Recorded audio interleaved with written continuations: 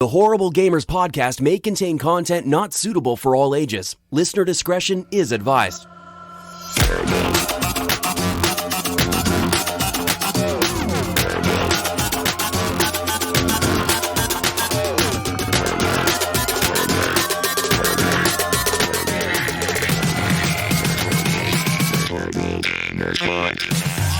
Welcome, ladies and gentlemen, to Horrible Gamers Podcast, show number 294, being recorded on February the 8th, 2020.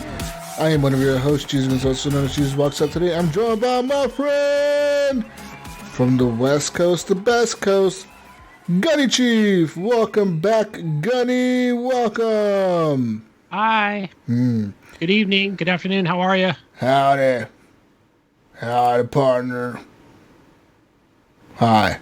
Yeah. And from Little Ohio, the one, the only, The Mayo.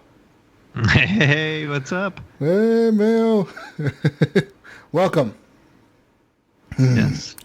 Anyways, people, let's get through this real quick.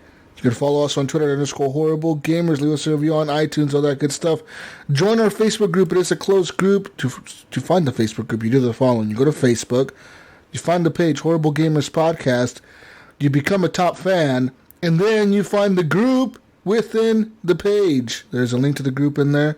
And you join it. You answer a few questions. And we accept you. And then, yeah, anything you post in there it's not visible to people that are not part of the group.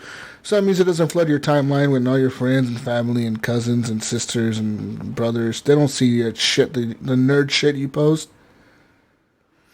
They don't see it, Gunny.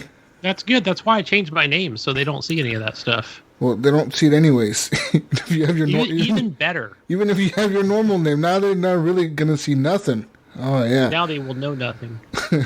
So go join the group, people. We're on Facebook. It's a closed group. Also join our Discord. The Discord server link is always in our show notes. So head on over there and join the 100+ people in our Discord. Yeah. You can also support the show with the monies over at patreon.com/horrible gamers. Like our friend Adam Sunday, Alan Maybe H, Bill Garner II, Brandon Willier, Brian Capessa, Chad, Commandalorian, David Snyder, Evan Tanaka, and Liam, Jesse Kraft, John Jerome, Jonathan D. Hall, M. Polo, Mechmod, Nipron, Pork Chop Poo, Robbie Wheat, The Mayo, Subator, and Vader Holic! Woo! Woo! Thank you guys! You guys are fucking awesome! Woo! We love you guys. Anyways, ladies and Better gentlemen. help. Let's get on some zombies. It's time to move on now and talk about Stitcher. Gunny, do you like premium listening I do. for your podcast? Well, let me talk to you about Stitcher. With Stitcher Premium, Gunny, you get access to ad-free listening as well as exclusive shows available to Stitcher and a lot of premium content only available on Stitcher. Like to Conan. get premium. Yeah, to get premium, Gunny. All you gotta do is head on over there, stitcher.com/premium. You sign up, Gunny. Alright, you sign up, you put your name, your credit card, your login credential, whatever the fuck you do. I don't know what you do. Then where it says promo code Gunny, I got a tip, pro tip. You put in Horrible Gamers, all caps, no spaces. I am. And guess what you get, Gunny? You get a free month! A free month of Stitcher Premium. Just use promo code Horrible Gamers and get yourself 1 free month of Stitcher Premium. Yeah. Good deal. I like it. Oh, yeah. Yeah. And that works with the yearly plan or the month-to-month plan. So whichever one you decide to choose, you get yourself a free month. So head on over to Stitcher and sign up for premium. Use promo code Horrible Gamers. All caps. Gunny, do you like wearing clothes? Sometimes. Not right now, but other times I do. When you go outside and you have to legally wear clothes, Gunny. You know? So that's what, the wife reminds me every time. Where's your clothes? Put them on. And shoes. It's cold out there. He's always, oh, Johnny, put a shirt on. Yeah. Come on, gosh. You can head on over to Redbubble, Gunny, and get yourself some HGP gear, some nice shirts that you can wear, Gunny. Legally wear them outside. Also some nice hoodies or jackets or beanies or blocks or socks or docs, TikToks. I don't know what else to say. Or shower curtains. Or shower curtains when you don't want to wear any clothes and you want to take a shower, Gunny. I wonder if I could wear that legally outside. As long as it's not like a see-through. We're not legal experts. We do not recommend for you to listen to us for any legal advice. So I think I'm going to have to buy Gunny a shirt just so he quit going shirtless on the show. He always does that. It's kind of weird for our guest. Yeah, when Mayo calls me like during the week for a test, I'm just like, "You're not wearing." I'm wearing pants, shorts, but no shirt. I should head over to Redbubble. You're right. You head on over to Redbubble and get yourself some damn shirts already. Jesus. Anyways, people, you can head on over to Redbubble yourself. Search for Horrible Gamers in the search bar, and once you see the guy wearing our shirt, unlike Gunny, doesn't look like Gunny, but he's way younger. He looks like me. I'm like a model. Younger Mayo, I guess. Slightly younger. Just a teensy bit more hair. You click on there, and there's over 70 items that you can purchase for yourself with the Horrible Gamers logo on it. Anything from a clock on the wall to the socks on your feet. Hey, also, what I recommend, because I'm old, but I'm weird. I like stickers. You can actually get Horrible Gamers stickers. And they're actually pretty cool. It's like our logo that Jonathan Hall did for us, and I really like it. Like, I didn't put it on my truck, Jesus, but I put them on my clipboard because I knew it would like fade off in the rain or sun. Oh, yeah. So it's like my favorite sticker. It comes with a large one and then a smaller one, which I put on my PC tower. Nice. Yeah. Reminded me, Gunny. My daughter just bought a Chromebook to type in. She likes to do like some writing. I'm going to put some HGP stickers on the back of it for her. He's already talking about ordering stickers. I'm going to get a big one for the center. She's going to be pissed. She's like, what the fuck is this, Dad? What is this nerd shit you put on my laptop? Perfect for a Chromebook or a laptop. Fell on there and stuck. I don't know what happened. Dad, I didn't want this stupid ugly sticker on my laptop. She's going to be mad. But you know, if it was like a MacBook Pro, you could cover that ugly Apple symbol with it. Top of the Apple and be like, it's the HGP Pro. Yeah. Pro book. There you go. Well, ladies and gentlemen, go get yourself some gear over at Redbubble and support the show. Anyway, it's time to move on now and talk about what we've been playing this week and all the video games and fun stuff. Right, Gunny? Yeah. That's why I'm here. That's why we're here. Well. Tell us what you've been playing. Call of Duty. This is like an every week thing. No way. Yeah. You'd be surprised, guys. Surprise. Call of Duty. Well, right now is double XP weekend. So right now, for like the last push or before the season ends here on Monday or Tuesday, I think the season ends Tuesday. They have the last push. It's pretty much like the last double XP weekend for this battle pass. So you have double XP on your battle pass, double XP on your weapons, and double XP for like your normal rank XP. I do get that text message also. I think I signed up a couple of years ago through the Call of Duty app. Really? So I actually get it I got it on my phone this morning. That's fucking weird. That's awkward. Yeah, I was like, why is Call of Duty sending me a the fuck you texting me? Do you think this was on purpose to kind of battle the new season of Apex? I think they had an idea that was coming out and they decided, hey guys, how can we fight that and get some more people playing? Let's offer double XP on everything so they can finish their season so we can kind of count that intro to the new season of Apex. Yeah, because right now it's like the very end of the season for like Call of Duty. Like it's like literally 2 days left or 3 days left at this point. So, right. Yeah, you pretty much have to grind out whatever you have left, whatever you can grind out. So yeah, I've been playing that. I'm level 94 or 95 now on the season pass. I've only got a few left. I got like 5 left. But I've been also simultaneously working on getting my Uzi gold, and I've completed most of the challenges for that now. I did all the long shot ones. So I'm done with those. I just need to pretty much clean up some of the crouching kills and mounted kills to get the Uzi gold. And I'll have that gun gold. And then I'll move on to the Bison or the MP7, which I don't know which one I'll move on to next. Probably the Bison. It looks like a good gun.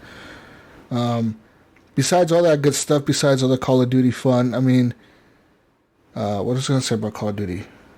Call of Duty. Maybe the co-op missions? Oh, no, I already talked about those last week. No, I would Call of Duty. I'm done with Call of Duty. Fuck Call of Duty. Call of Duty's done, Gunny. Moving Fuck on. that game. Moving on now. Me and Brink and Snickersnee. Yesterday we were playing some Apex Legends. Oh. So season 4 or 5 is out now. 4. 4, yeah. They got a new character. He's like a death walker. Like he's pretty much like death walking around. He looked pretty mean in the little trailers they were showing. That trailer they showed, he like fucked everybody. I don't know I don't know who he was trying to kill. Who was that little girl he was trying to kill? I think he killed the guy. I think that's, if you remember right, it showed like a video. He was a target. Who was the guy? I was actually listening to GF&G. Well, shout out to them guys over there. Jonathan knows a lot about Titanfall universe, and he was making reference. I think that guy was like a head of some kind of company. Oh, he's head of Hammond Corporation. Hammond Corporation, if you don't know, guys, is the guys.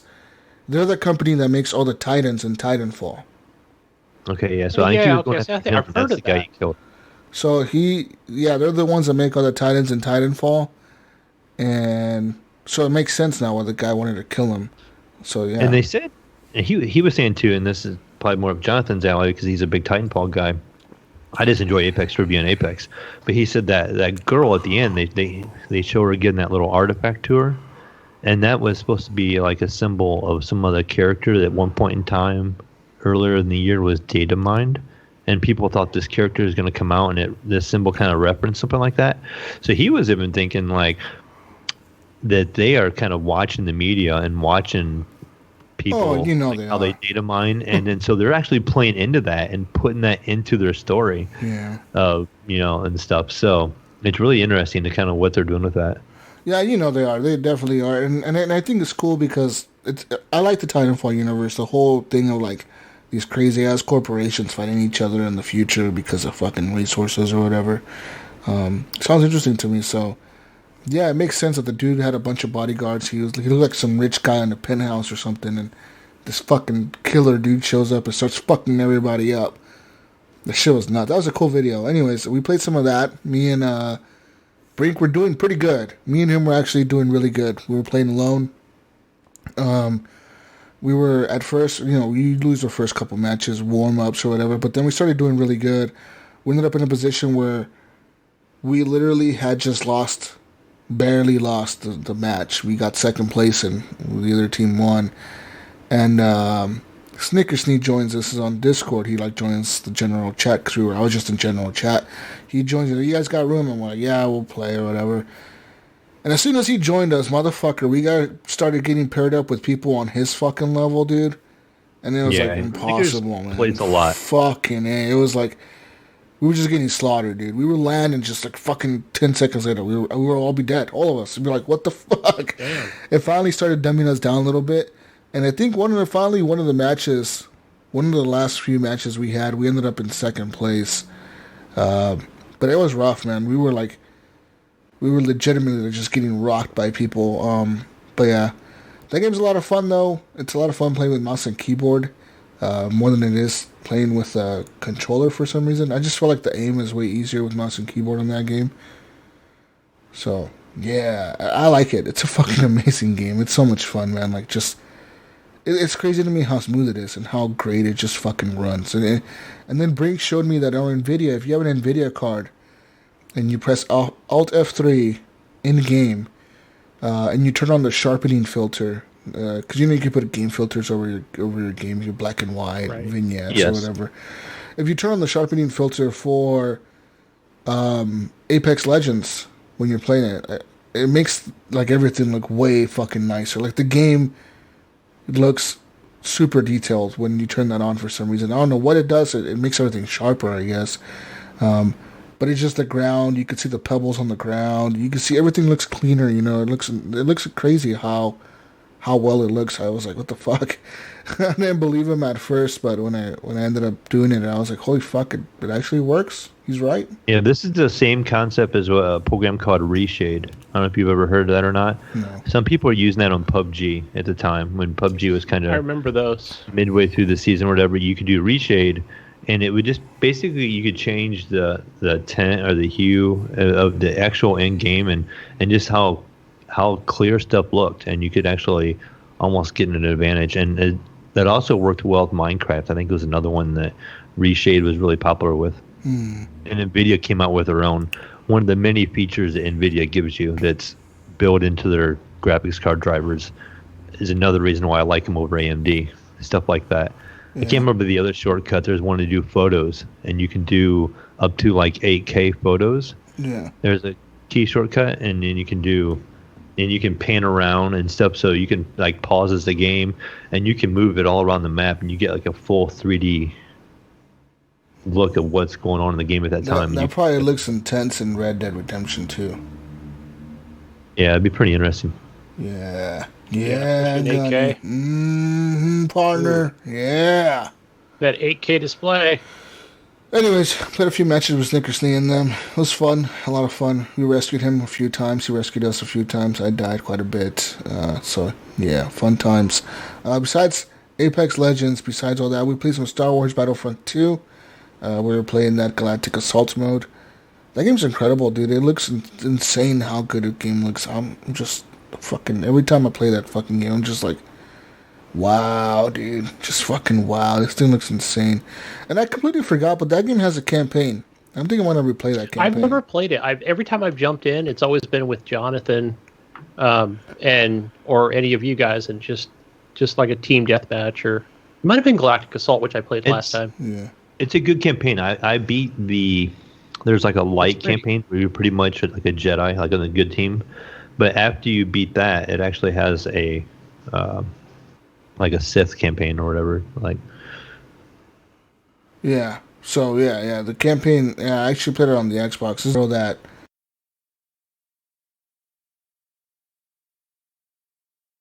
the fucking Empire or something. She ends up like fucking betraying him and leaving the Empire. Yeah, she turns on him. She turns on him or whatever, and she becomes to the a rebel. dark side. No, she becomes a rebel, Gunny. God damn it. Never mind. But yeah, actually, interesting enough, you know they're gonna. I heard that rumor has it that Disney Plus is gonna make a TV show out of her, because she is canon because of this. Whatever DICE did with the Star Wars game. They said it was part of like the Star Wars universe. Like whatever happened in this game happened in the universe. And apparently they're gonna make a TV show like The Mandalorian, but based on Iden Versio. That's fucking sick. Can't wait to see what it turns out to be like. You know what I mean? Yeah. Yeah. Good stuff. Anyways, played a little bit of that. BB-8 is OP as shit. I'll tell you that right now. That little fucking ball thing. You spawn as that thing, dude, and you roll around the map and you fuck up people so bad with that thing. I killed fucking Darth Vader as BB-8, motherfucker. When have you ever seen a little droid kill a fucking Jedi? Yeah, right. I want to see a clip of that. So what abilities does it have? Because so BB-8 has this thing where like he shocks the people right in front of you, like so you roll around and then you like press whatever button it is for the ability, and it shocks the people in front of you. And then another one is like you like roll really fucking fast, like super fast, like haul ass pretty much. And then there's another one, I think you burn the people around you or something. You like pull out a little torch and burn the people in front of you. And then what's the other one called? There's one they have for like the Empire, like the DD9 or some shit like that. And that's like the dark side fucking little BB-8 looking thing. I don't know that one. I think he has the same abilities as BB-8, but one of them might be different. I know he shocks people. That's for sure. You know how the dark side, they like to use electricity a lot to like fuck people up. That's pretty much what that's about. But yeah, interesting shit, man. All the heroes and everything's available now in that game, and it's fucking insane. That game is nuts. It could go. Some matches can last forever, dude. If like it just keeps going back and forth and nobody's winning. Right. I think they can literally last forever. They never end. The matches never fucking end. They could just sit. You can sit there for 3 hours. Yeah. No. Yeah, I never saw a timer like in. No. I'm not sure if Battlefield had a timer either. I'm sure it did. Battlefield does, I think, but Star Wars doesn't. I'm just thinking of like in the DICE way. Well, you remember when me and Taggin, we cheesed it that one time. We were outnumbered like 20-1, and then we just stayed at our spawn and waited till everybody quit on the other team, and then we ran over there and killed the one guy that was left on the other team. We literally sat. I'm not kidding you, Gunny. We sat there for an hour just shooting at the guys across the map, and they couldn't hit us because they couldn't come any closer. You know, they were like at the edge of their thing, but we just ran. We spawned and we ran all the way to the back of the map, and they couldn't shoot us. Like even if they had sniper rifles or whatever they had spawned in with, they were just fucked. They had no chance to kill us. Yeah, there's plenty of trees and things to hide behind. Yeah, we were like in the city maps. We were just hiding behind like everything in the city. It was pretty wild. Like me and Tag and fucking cheese the shit out of that one. It was fun. Fun times. Yeah. So, besides Apex, besides Call of Duty, besides what the fuck did I just say? Star Wars? Yeah. Good old Star Wars. Oh, I played another game, Gunny. Motherfucker, you. The game that I've been asking you to play with me all fucking week. Oh, yeah. Son bitch. Yeah. How about some Firewall 0 Hour, Gunny? How about that? I got it downloaded, but I didn't get a chance to play it. Just because, hey, I didn't even get home till this morning. It's one of those kind of weeks. So I downloaded it. So this is weird on PlayStation. It's not like Xbox where, like, if you get a free game on PlayStation, like on PlayStation Plus, and it's digital, you have to uninstall the disc version and install the digital version. That applies even if you buy a game digitally. Like say I have Skyrim on disc for my VR, right? And I say it goes on sale for $10 and I buy it digitally.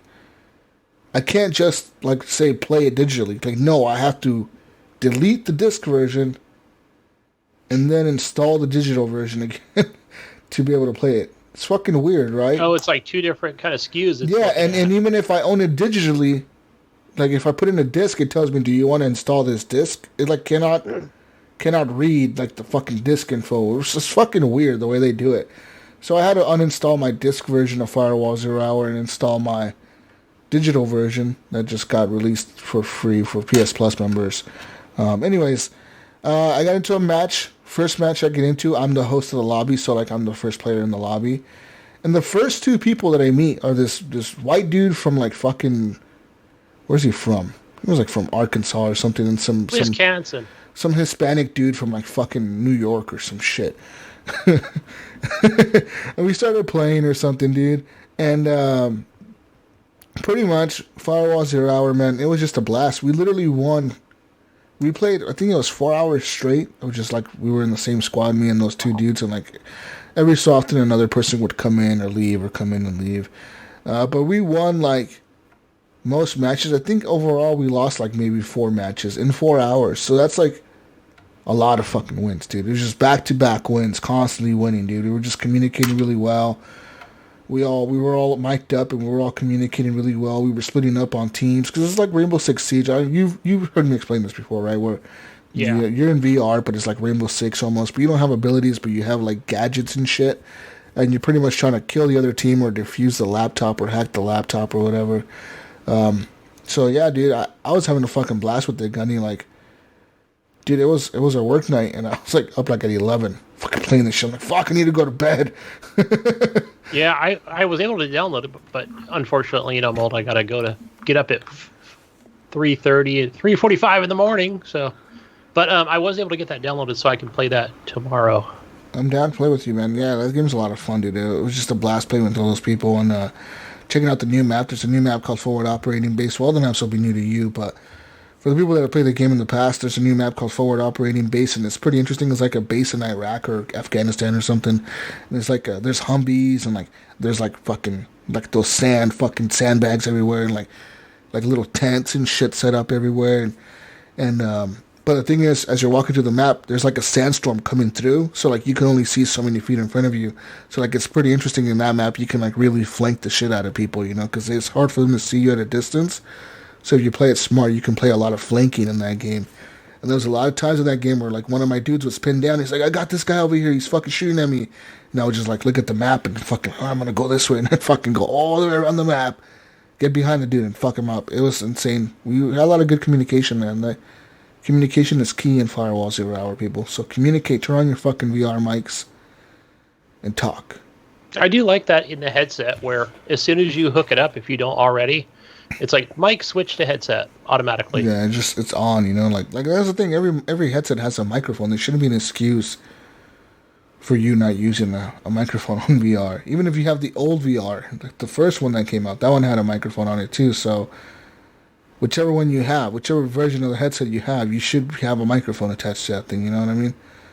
Just I guess some people don't like to talk or whatever, but it was a lot of fun. Yeah, dude. I've noticed that even playing one of my favorite games today. So yeah, it does the same thing on the Oculus. It automatically, when you plug in the Oculus, it automatically switches the audio and the mic over to it because it has a built-in mic and headphone, speakers too. Yeah. So it was a lot of fun playing Firewall, dude. It was just a fucking blast playing. Yeah, every time I see that trailer, I'm like, I gotta get over and play this.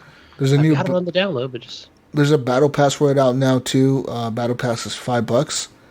It's similar to Battle Passes in other games, but you have to go through so many ranks and do so many challenges and get so many levels, and you unlock. I'm assuming skins or something. I don't know what you unlock. Crypto? I don't know what the fuck you unlock, because I haven't bought it, so I'm not interested in buying it either. Like, you have to really be into that game to buy that Battle Pass. Like, you have to be like playing it every day, and some people do.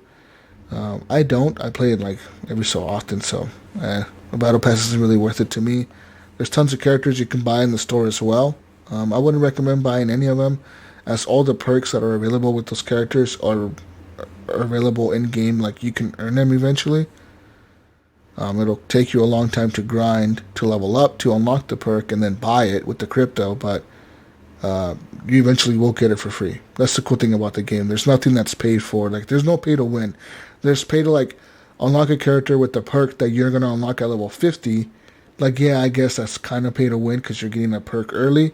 But at the same time, the person's paying for that. You're paying $5 for that character. So, like, whatever.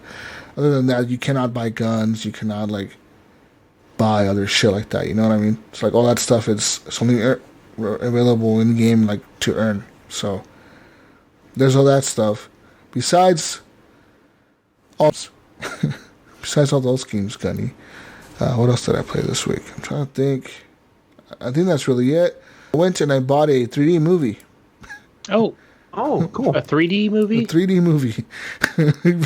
Oh, Jesus is buying movies, guys. Woo! So I bought Alita Battle Angel because it was the only movie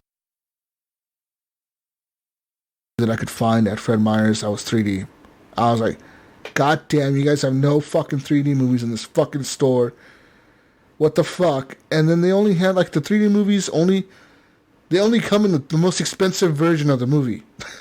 Yeah. They're never like, yo, just buy the 3D version over here for like $50. No, like, you have to buy the most expensive one that comes with the 4K edition, the DVD edition, and the digital edition, and all that shit to get it's fucking like $33. You have the glasses for your TV? No. Gunny, let me tell you a secret, Gunny. Super top secret. So, VR on PlayStation, you can watch 3D movies with just the VR headset on. What? Yeah. So it works. It works perfectly fucking fine. It was weird though. Last night I was watching Alita Battle Angel, and they kept freezing at a certain scene. I don't know why. Like, it would reach a certain scene, and the movie would freeze. Huh. But then if I restarted the movie and I skipped past that scene, the movie would play fine. So I don't know what's going on there. Maybe I don't know what the fuck. There's probably a scratch on the disc. But the movie's brand new. What do you mean there's a scratch on the disc, Gunny? I don't know. Blow on it, like rub it across the concrete. You just don't know how to handle those discs anymore since he went all digital. Dropped on the ground a few times. Like, he was probably rubbing it on the ground a little bit, scraping against the edge of the countertop when he opened it. Yeah, no, I don't know what I got. I'm gonna take it out. You're right. I'm gonna take it out. I'm gonna wipe it down with that alcohol. I don't know, man. But so yeah, Alita Battle Angel fucking looked cool. It was like a 3D, like you pretty much see like a big screen in front of you, like a theater almost, and it's in 3D. It's kind of weird, you know what I mean? Like not having glasses on and seeing the 3D like that. It looked interesting because it looks like real. Like, it's kind of hard to explain. That's cool. I want to check something out. Watch the Pew. Yeah. I want to check that out. I've only seen so many 3D movies other than just basic regular ass movies, but yeah, I thought that'd be pretty neat. The 3D in that movie is really good too, so like I didn't mind paying. I could definitely see that. The $33 for it, but like, yeah, like watching it, I was like, oh wow, like it looks nuts the way like the characters move, and the background and the foreground. Everything looks insane. Like the 3D and the VR actually works. I was surprised it worked that good. And the thing will tell you like, hey, like it recognized that the disc was a 3D disc. So like as soon as I launched it and it turned on my, like it says, please turn on your VR headset. And I turned on my VR headset. It was like, this movie's available to watch in 3D. Do you want to watch it in 3D? And I was like, yes. And it's like, it tells you like, if you watch this in 3D, we will not display any audio or visuals to your TV. It's only going to be visible in your headset. So, and yeah, you just put it on and it fucking works. Nice. So yeah, if you're something I get to look forward to in the future too is the big screen cinema thing I mentioned before, where you can do like I can host a movie, and if you guys had like a PC or an Oculus, or if you had the app at the time, I know it's not on the PlayStation yet, but I guess they're in development for it, and you could come in and watch a movie in my theater, and I could host whatever is on my screen. They had a new update here recently, and you can buy movies in 3D through them. But it's like going to a movie theater. So I can click on a tab and it has show times, and you can literally buy a ticket like you would buy a movie ticket, like you go to the movies. Yeah. And it will say for 8 p.m. tonight, and it will be a 3D movie of some form. And it could list like 10 movies like every day, and they refresh the list of movies that they have. And so you can be like, oh, I want to come and see this movie in 3D, and all of them are in 3D, and they're all totally fine, Oculus, and you buy a ticket with real money, and it's like $6 maybe, I think, to watch a movie, and you could watch it. You just log in at like 8 o'clock, so if you buy an 8 o'clock ticket, and you can sit there and watch the whole entire movie in 3D. Now they're not brand new releases, they're like somewhat like older movies, or I think one of them was like one of the Indiana Jones movies redone in 3D and stuff. So they're older movies, or like hit or miss, but it just be something neat to kind of tinker with. But something in the future that we might get to see with VR is another benefit is. Yeah. Are you able to invite a friend? Like, hey, I bought you a ticket? Or is that something you're looking forward to? As far as invite a friend to that movie? I would assume you could. I didn't really look into it a whole lot. Like it's a lot of friend-based stuff already in this app, and like you can have like a private room, and I can invite up to 20 friends on my own private screening. So, but they kind of treat it like a movie theater. It even puts you in a lobby, like how you would go into a movie theater and it's like, this movie is down the hall to the right, this movie down the hall to the left. You're in an environment like that, and you'll see doors with the movies, and you kind of can walk up to it and do a thing. So I was looking for an orgy setting. There might be. I don't know, just, hey. But I like that idea, too. That's good. Take that. But, like going back to, I know we brought it up a couple of times in the past few years, but where I remember, I think it was, I don't know if it was just Xbox that was the only one that did it was kind of right around the launch of Netflix, and it would be like, hey, watch movies with your friends. And it was like that setting where you'd just see like two silhouettes. It would be you and your buddies, and you'd watch a movie or a TV show. I mean, obviously it wasn't VR, but I thought that would just be the best way to do it, even in VR. Yeah. Yeah. Well, and even VR, if it wasn't a 3D movie, you still get the sense that you're there with your friends. When I host one, I can invite friends, and so it puts your avatar in the theater with me. And so when you're looking around, your avatar looks around and acts just like you. So as you're looking up and down and around and moving your hands, that's what your avatar is doing. And you can look over at them and nod your head, shake your head no. And the mic, it picks up your mic, but you can talk to each other. So you can sit there and have a conversation like it's just you two in the theater. And you can just talk back and forth. You could talk about the movie if you want. You can just talk about whatever while it's playing. That's cool. So I like that. It's kind of a neat little feature. Or you can even mute people. I think you can even make it so like that room so nobody can talk. So if you want a movie that's not interrupted and you want to host it, you can make it so nobody has a voice and nobody talks. And then you can also put in like props. You can put in like popcorn. You can quote a little bucket of popcorn. I don't know why. I think that's kind of pointless, but you can do stuff like that. But I don't see the point in that one. You can't like reach into it and pull popcorn out or anything like that. But it's still, it's there. Use your imagination, man. I think you can shake it and throw popcorn, but it's there. That's cool. I do like that. But it's I missed a step that in the right direction. That's pretty cool. Yeah. Motherfucker, you. But yeah, 3D movies in VR works. Sweet. That's all I played this week, really, man. Just I haven't had time to really game much else. I'm trying to see what the fuck else to play. I don't know what to play, man. I see all the games that I have. I'm just not interested in playing them. Yeah, it's gonna be that time of year where there's not a whole lot coming out right now. And so I had the same situation. I'd sit there and look at my library. And I'd go, I don't really feel like playing that. I played that yesterday. No, I don't want to play this. Well, listen, guys, I've got a game that I played today that you guys would be interested in. You guys should add this to your Steam list. Actually, I played it on Xbox. And that is the Phantasy Star Online 2 closed beta. As far as I know, I'm allowed to talk about this. I don't know why it's closed, but... You sure you're allowed to talk about this, Gunny? There's not much to it, really. It's made by Sega. I never played the first one. You can probably just go Google that shit. Just YouTube it. It's just a free-to-play action role-playing game in the Phantasy Star series. So you just kind of start off, create a character like you're on a ship. Pretty cool characters. I like the way the costumes and everything looked and change the faces around. But yeah, it just kind of dumps you right into the action, especially from the beta, which I liked. Again, like I talked about last week with that Sword Art Online. Like, I don't want like tons of dialogue. So maybe that's where this game will be once it launches. But no, I was able to get right in and start killing monster creature things that look like spiders, whether it be with a sword or you get this like gun looking thing. I thought it was pretty good. So anybody into the MMO stuff, I just kind of played through like the beginning sequence.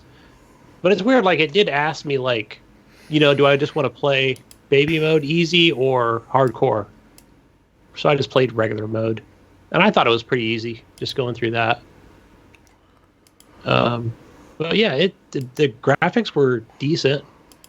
So yeah, I highly recommend it if you're into the MMOs. That MMO stuff.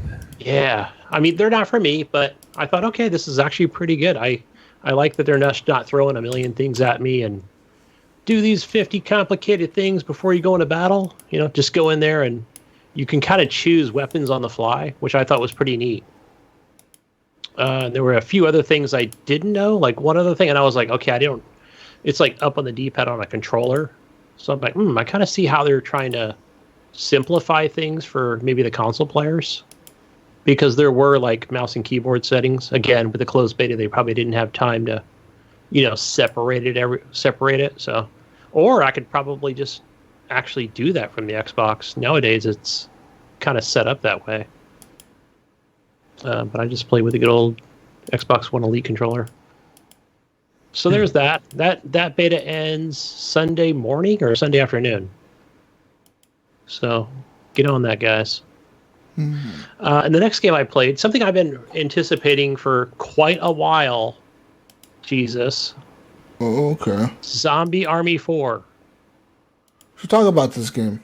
Yeah, so, me, you, Wingman played through Zombie Army. Was it the trilogy? Is that what it was called? I'm not sure if it was actually, or was it? What was the last 3? one? Sure, it was 3, wasn't it? Yeah, so it was just part of that trilogy series. I never played like 1 or 2, but it was more of a combination of everything together. And basically, what they did though, going back to the trilogy, you'd watch like a cutscene for like 5 seconds. They pretty much just removed it, and then you just get right on to the next mission, which was everything was almost like a wave-based thing or how would you call it? You kind of move forward on the map, and then more zombies pop out. And that's it's kind of like you move up, and then you have to clear out the zombies, and you keep moving to the next location. It's kind of like World War Z. If you play exactly, that's what it almost. It's funny. Like even though I played the trilogy so much, I was like, oh, I get that World War Z a little bit.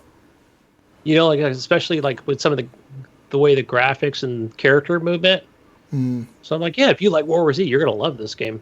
It's made by the same guys that did Sniper Elite, the whole series. So yeah, a lot of sniping. The gunplay feels really good, just like the trilogy series. Shotguns, frickin' assault rifles.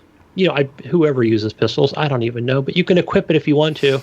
I know you got some machine guns and all that shit too. So, but you probably want to know like what's different from the trilogy series to this one.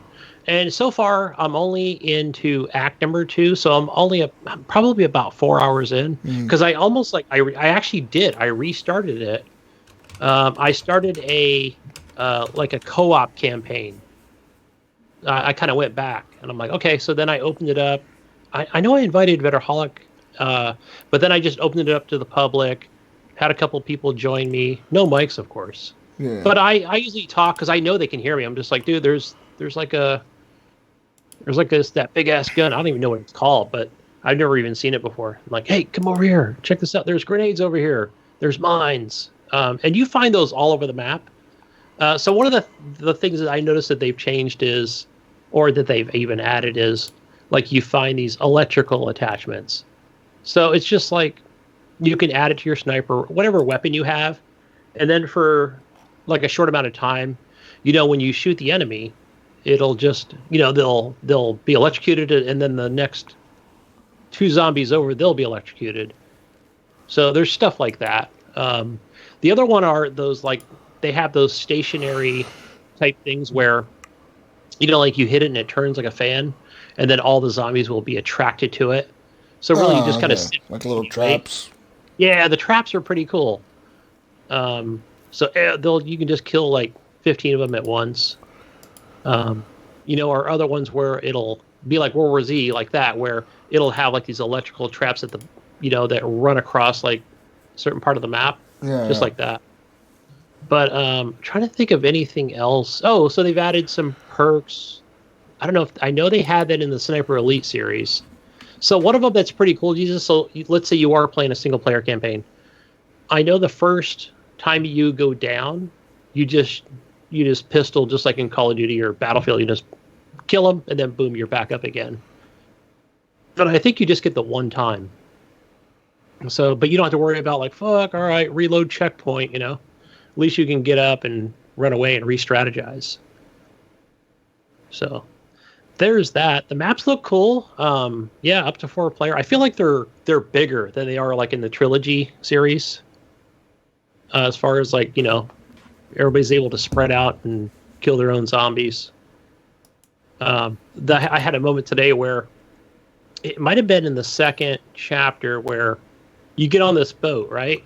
And the voice acting, like he's doing a good job at it, but it's just like, I don't know, just the way he talks is just freaking weird. And he's like, yeah, so we're on this boat, and this boat's kind of rickety, and it tends to like stall out, and the fuel tanks tend to leak as well. So it's like, and I'm just kind of like, all right, yeah, typical. It's a video game, yay! So he gets up like this bridge in Venice. You ever see like those bridges like in Italy, where they kind of like, they're kind of just short, but they're like really tall, so you can jump onto a boat. Like maybe you've seen it in a James Bond movie, right? So, he pulls up, he's like, oops, the boat stalled. Of course the zombies are gonna, actually jump onto the boat now. So, and then it's just pretty much common sense and just fucking kill them all, So is it just pretty much wave survival? I haven't played any of this series at all. So there is like a separate thing to that where it is just like horde mode. There's like a separate thing. And I think really it's just, hey, play on this map, play on that map. Where the campaign is like, you just kind of go from start to finish. Or it just goes by chapters. You can choose by chapters once you've completed them. Once you complete one, the next one unlocks. And then, hey, that's where you just go into zombies mode, and then, it's pretty much the same thing, similar, except that one is more wave-based, where it's just, you get to the last one, okay, everybody go get ammo. It's kind of just like in a one area, it's kind of closed off, but it's still pretty large. So from what I've seen, like it's not like a real small area. But yeah, I think I got to the end of chapter 2 today, and I was with 3 I had 2 other players with me, and man, this big Nazi dude comes down and like he's got this like armored helmet. It's like I think he had the flamethrower, which was like the second enemy I saw with a flamethrower, and he just wrecked us big time. No, I think he did have like a what did he have like a big ass machine gun, but I went down pretty quick. So yeah, that's kind of where I ended after about 4 hours. But yeah, I can't wait to get back in and play this and complete it and get Wingman back playing this game. It's a lot of fun. Like the Sniper Elite series and also the Zombie Army trilogy games are still good. So nice. Yay. Hey, you know what else I played, Jesus? You won't believe it. What else? After talking about those TemTems last week, I was like, all right, because I'm, at this point, I've talked about it before. I'm like, I'm going to play all these different games if I can, even if it's not my wheelhouse. And I've never played even a Pokemon game that I can even remember. My brother liked him. He had him on DS and other Nintendo consoles. But yeah, installed it on Ryan's Steam account, and I actually like it. I actually like this new TemTem game. It's really good. The only thing I think that that I have to get used to is like the way the map works as far as like, hey, what house do I need to go back into to heal up all my TemTems? So just kind of familiarize myself with those. I was telling you earlier that I love the fact that you can name these things. I thought that was just like the best thing ever. Because the first one, it has the like my main TemTem is like a Pikachu, but he's got the electrical ability, and I'm like, okay, that's cool. That's going to be my main TemTem right there. But the one that I like is it's like a kangaroo and a jackrabbit, and I call it Bad Bunny. And I just love it to pieces, man. When he gets in there and just like start screwing up the other TemTems, I know which one you're talking about. Yeah, I was like, Bad Bunny, yeah. It seems like I should have chose that one, and just called it Bad Bunny off the phone. But either way, Pikachu's pretty good. I feel like it's a great progression game. It's not something that's going to scare you away. So for those of you out there, it's definitely worth the $35 USA dollars. It's excellent. Yeah, $35, and then I think if you are part of the Humble Bundle thing or whatever, you can get a discount for it. So you get it for like $28 or whatever. Nice. Yeah. So we got a special person on the podcast right now. Hey, who are we talking to? This is the Mayo's son, actually. Oh. Gamer Tag Njustice. Hey, welcome. What's up? You want to talk about TemTem, right? You beat it, or most of it? Yeah, so I've played all of the main story so far. I have 2 or 3 side quests left. Damn. And I put a lot. I think I've hit like 40 hours by now. Yeah, thanks for your help the other day, Njustice. I appreciate that. It's a lot of hours. I was such a noob, just trying to come into it going, what is DEF and all these different terms and what's going on with my TemTems? Yeah. Yeah, just playing Pokemon gave me, I think, I play a lot of Pokemon games on the DS and stuff. I always have, so I have a little experience. Nice. I know who to call in Discord then. Thank you. Yeah. So, I mean, I like this game a lot. There's really no doubt about it. Gunny likes it. So this game is pretty much Pokemon. In my opinion, that's the first thing I could compare it to is Pokemon, because it is Pokemon, in my opinion. I'm excited to see that they're adding more content to it. So do you feel like what you've played so far is worth the price? I mean, it's $35 right now, so... I would say so, yeah. Because... if you compare it to a Pokemon game too, the most recent Pokemon game, Sword and Shield, I believe, for the Switch, that's a $60 game just for one of them. And so, obviously, price, it's about half, and I think the story is done really well so far with what they have, and that's definitely worth it. Yeah. How many TemTem are available to catch in this early access? Overall, I don't know exactly, but there is a good amount. I would say at least over 70 or 80. It's a lot. Yeah. What are you going to ask, honey? I was going to say really quick was the I've noticed that me not being the Pokemon person, where I'd come in and you meet a person on your way to where you need to go next, and they're like, "Oh, hey, let's battle." It's like boom, so you're right into it. Yeah. For me, Mr. Impatient in games is like, boom, you're right there. That's awesome. And I come in and it's like I'll accidentally use one of my what's the ability to catch them? It's the cards. TEM card. The TEM card. Yeah, so I'll use the card. It's like I'm just not thinking. Like I'm like, okay, so I got it down to a half health, and it's like, and I do like that it actually let me use the card. That it's not trying to tell me no. It's not holding my hand, but it's not killing me either. It's like it's just that perfect balance. So, just excellent. The game will kick your ass, man. If you run into, like, say you're going to the next town. Sometimes you just because you'll run into sometimes 5 or 6 trainers or whatever that are on the way there, and you'll be fighting all of them, right? So you fight the first set, you beat them, but they may have hit your Pokemon or your TemTem like once, right? So I'm still fine. You go to the next set, they hit your TemTem a little bit more, so now your TemTem's like halfway health. Okay, you're fine. You beat them. You go to the next one, and then they finally kill off one of your TemTem, and you're like, I still got like 5 left. I'm good. By the time you get to like the 7th guy, you have like 1 TemTem. All the rest are dead. You're like, crap, I'm gonna lose this fight. That's the worst feeling, man.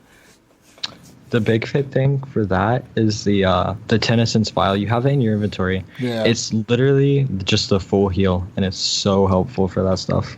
Yeah, I did find that right after you hung up the other day, and I was like, "Oh, this is exactly what he's talking about." This card you get it. You get it in the second town. I think when you get to the first, like, what are those places called? Like the Pokemon stops, like the little. Oh yeah, it's like a station, I guess you could say. Yeah, you go there. Because there's no name on it. I've noticed. You just have to know where it's at. So. Well, yeah, they're pretty distinct. They're easy to tell though, because they got that logo in the front. They're like the green building or whatever. So like it looks different than anything else. I think they have like a house icon on the map. Yeah. Yeah.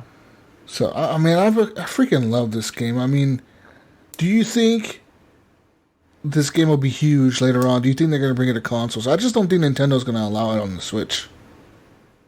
Yeah, I don't see it going to the Switch just because it's pretty much a direct competitor to Pokemon. Yeah. But I can see it being a PS4 game or an Xbox game for sure. That'd be badass. Even a mobile game. Yeah. Or mobile would be great too. Could you imagine to put this thing on a phone? Like make it work on an iPad or a phone or a tablet? That would definitely help. I think, but I think also like not a traditional mobile game, but maybe $7.99 or something like that. Make it you guys think that would be fair? Make it $10, dude. Like whatever. Like you know what I mean? Just make it a full price mobile game or whatever. Right. Rather than trying to rewrite the code and try and make it don't make it microtransaction. Just make it like pay $5 or $10 for this game and play it, and it'd be legit. Njustice, what do you think about the map? Like, I haven't uncovered, not even half of it, but what do you think overall as far as what you've covered so far? The way it's laid out. I've seen like the whole area and stuff. I do think one problem they have in the game is just like for quests and stuff, they don't really explain like the names of the areas very well. So there's a lot of times where I'd have to like Google like certain areas because I wasn't sure where it wanted me to go. But overall, I like how it's laid out. I think it's fairly simple, kind of finding your way through towns and things like that. Mm-hmm. Yeah. Mm-hmm.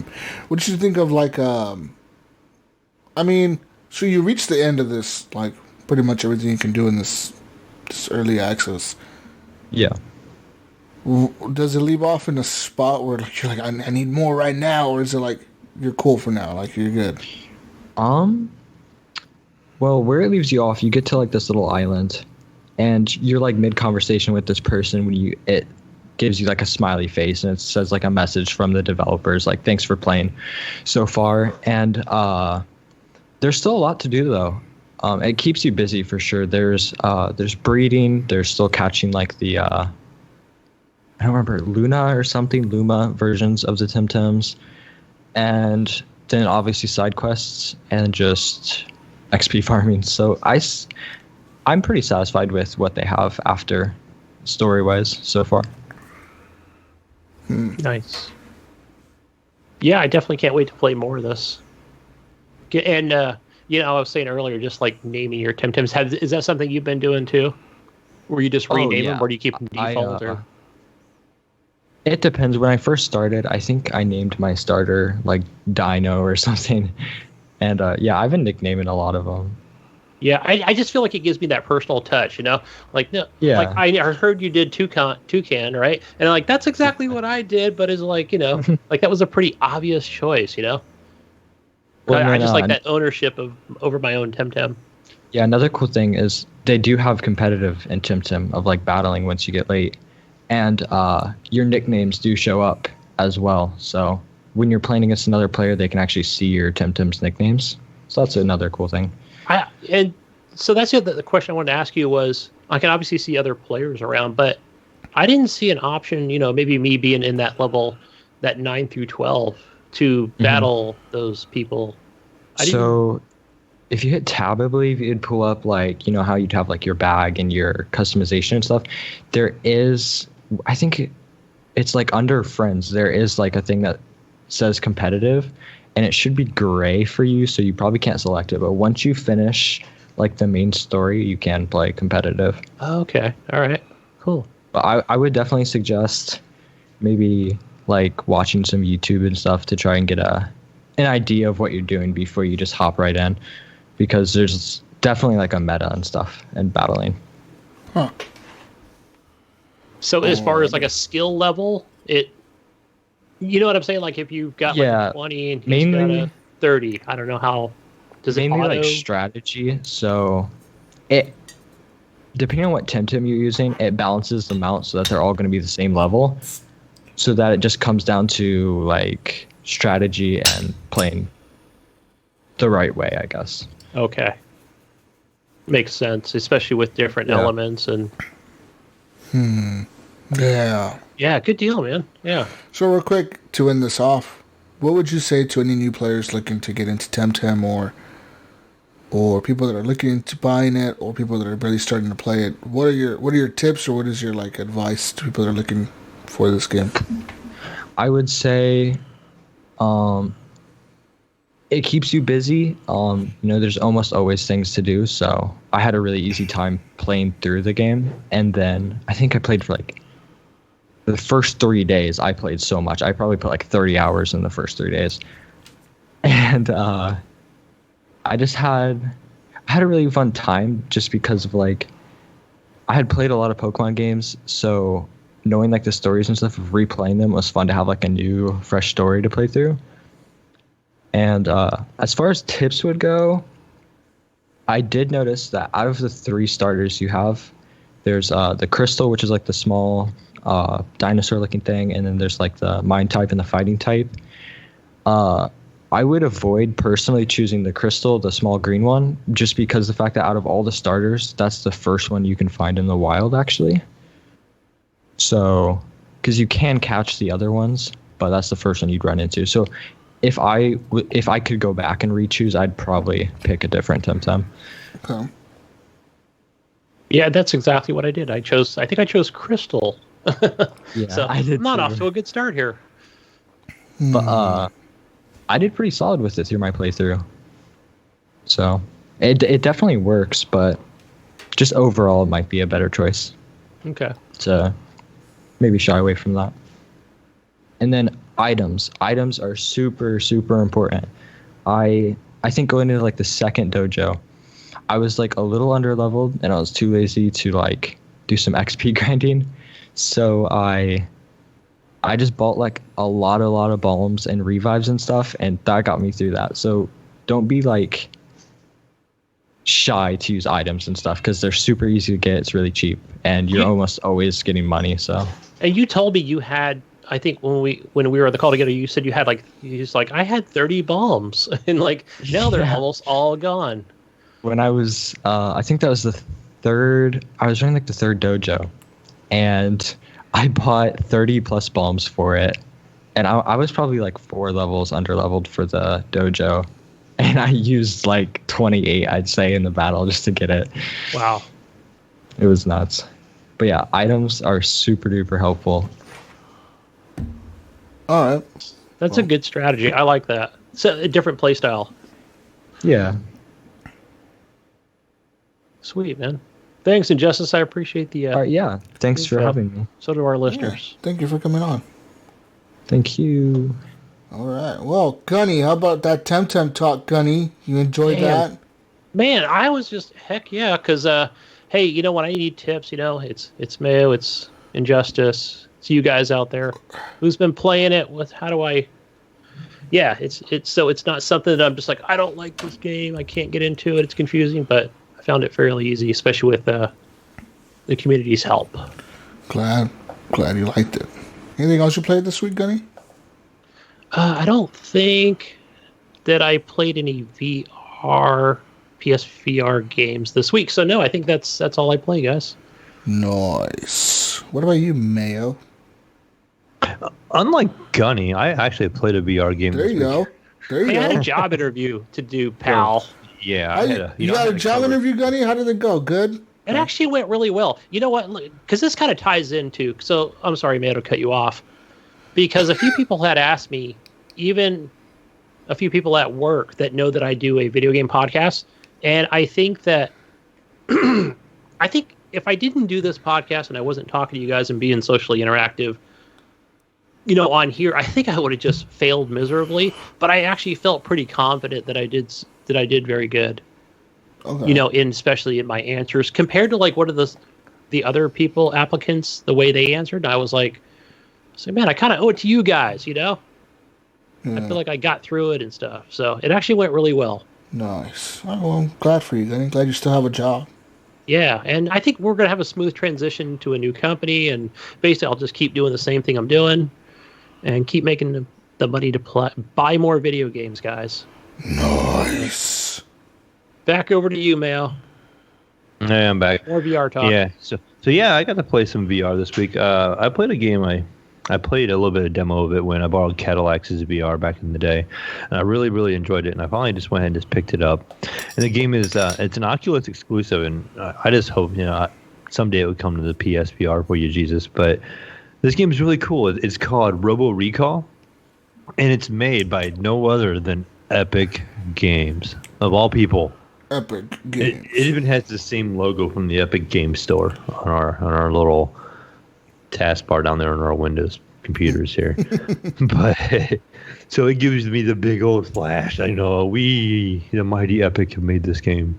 But this game is actually really fun. So it's a shooter, and you start off is like you're a robot, and you're like in, I would say, like a shopping area, and there's like a TV in this department store, and it's like breaking news, and they kind of start talking, and all these robots start like congregating around you, and they're all like your size, and they all look alike. They're all like these big white robots, and you watch the news with them, and they start talking about how these robots start going basically crazy and turning on everything, and they're starting to attack and just causing a riot.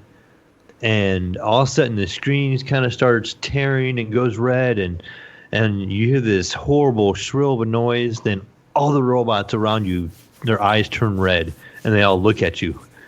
And then the screen goes black, and that's just how the intro of the game starts. So what you actually are, I guess you could say like a police officer robot. They never really say. They just say you're like this department, and you have to go in and stop these robots. So the game starts you off. You're in an alleyway, and they teach you have guns built into your legs, like your hips, where you can just grab them out of your hips. You're like fucking RoboCop with the gun comes out of your hip. So it pops up. You have one on each leg. Oh, you're shit. Twice the RoboCop. Motherfucker, right? You're RoboCop. So you grab your guns, and you got 20 shots in each pistol. You're like, oh, I'm dual wielding, you know. And these little robots are like, they're not small like a spider, but they're shaped like a spider. They have like 6 legs and instead of 8, but you know, and I would say they're probably like knee high in real life in comparison. And they can jump at you in the air, something like a head crab in Alien. Half-Life, something like that. And it jumps at you, and you can either A, shoot it out of the air, and when you shoot it with your pistol, you can actually juggle it in the air. If you keep shooting it, it'll keep taking damage and it'll keep bouncing up in the air, and you'll get extra points for this. And it's very arcadey in that aspect. So it'll be like 2 times multiplier, 3 times multiplier, and it's all about getting a really good score. So you'll kill that one, but then maybe the next one that jumps at you, you can just like grab it. It has like 3 or 4 points where you can grab it. It shows like a little ring, and you can grab it if you have a free hand, and you could. So you got it in your hand, you can use it as a shield from other robots jumping at you. Or you can take it and you can like rip the legs off of it and throw the legs back at other ones. And then they'll both explode in a big old ball of fire. And it's just kind of wild. And so then you get past these couple little spider ones, and it has you, the one thing I know you don't like is you teleport. And so your movement is teleport. You just can't have, and I thought the same thing too. But they actually built this into the game on purpose. So you teleport to an area, and so you go down to the end of the hallway, and then these other robots that are your size are coming at you. And again, it's the same thing. Some of them will have guns, and they're shooting at you. Some of them just rush you, and you can grab their chest, you can grab their arms, and you can pick them up, and you can grab them by the head and the chest and rip their head off and use their body for a shield, because other ones are shooting at you. They will have pistols. Then a little bit later, they'll introduce ones that have shotguns. And so you have like 8 bullets coming at you. And you have you played Super Hot in VR, where you see the bullets coming at you in slow motion? I haven't played that in VR. Yeah, I like that. Okay, yeah. You can choose to dodge or something like that, but you could grab another robot and just block hits with it. And so, or you could take that robot and you could throw it at the robots, and they both all explode in a big explosion, and then as you're shooting your way through, you're getting a score, and it kind of reminds me of a phone game at this point. So it keeps tallying up your score, and it has little mini side quests on the side that you can look up before you start your mission, and you'll get a star for doing that side quest, like scoring so many points, doing so many certain combos. Another ability you have is when they shoot at you, if you don't have a gun in your hand, you can grab the bullet out of the air and throw it back at them and hurt them. And so they'd be like, you have to destroy 15 robots by grabbing the bullet and throwing it back at them. And little quests like that, they give you something, added challenges to do for added stars.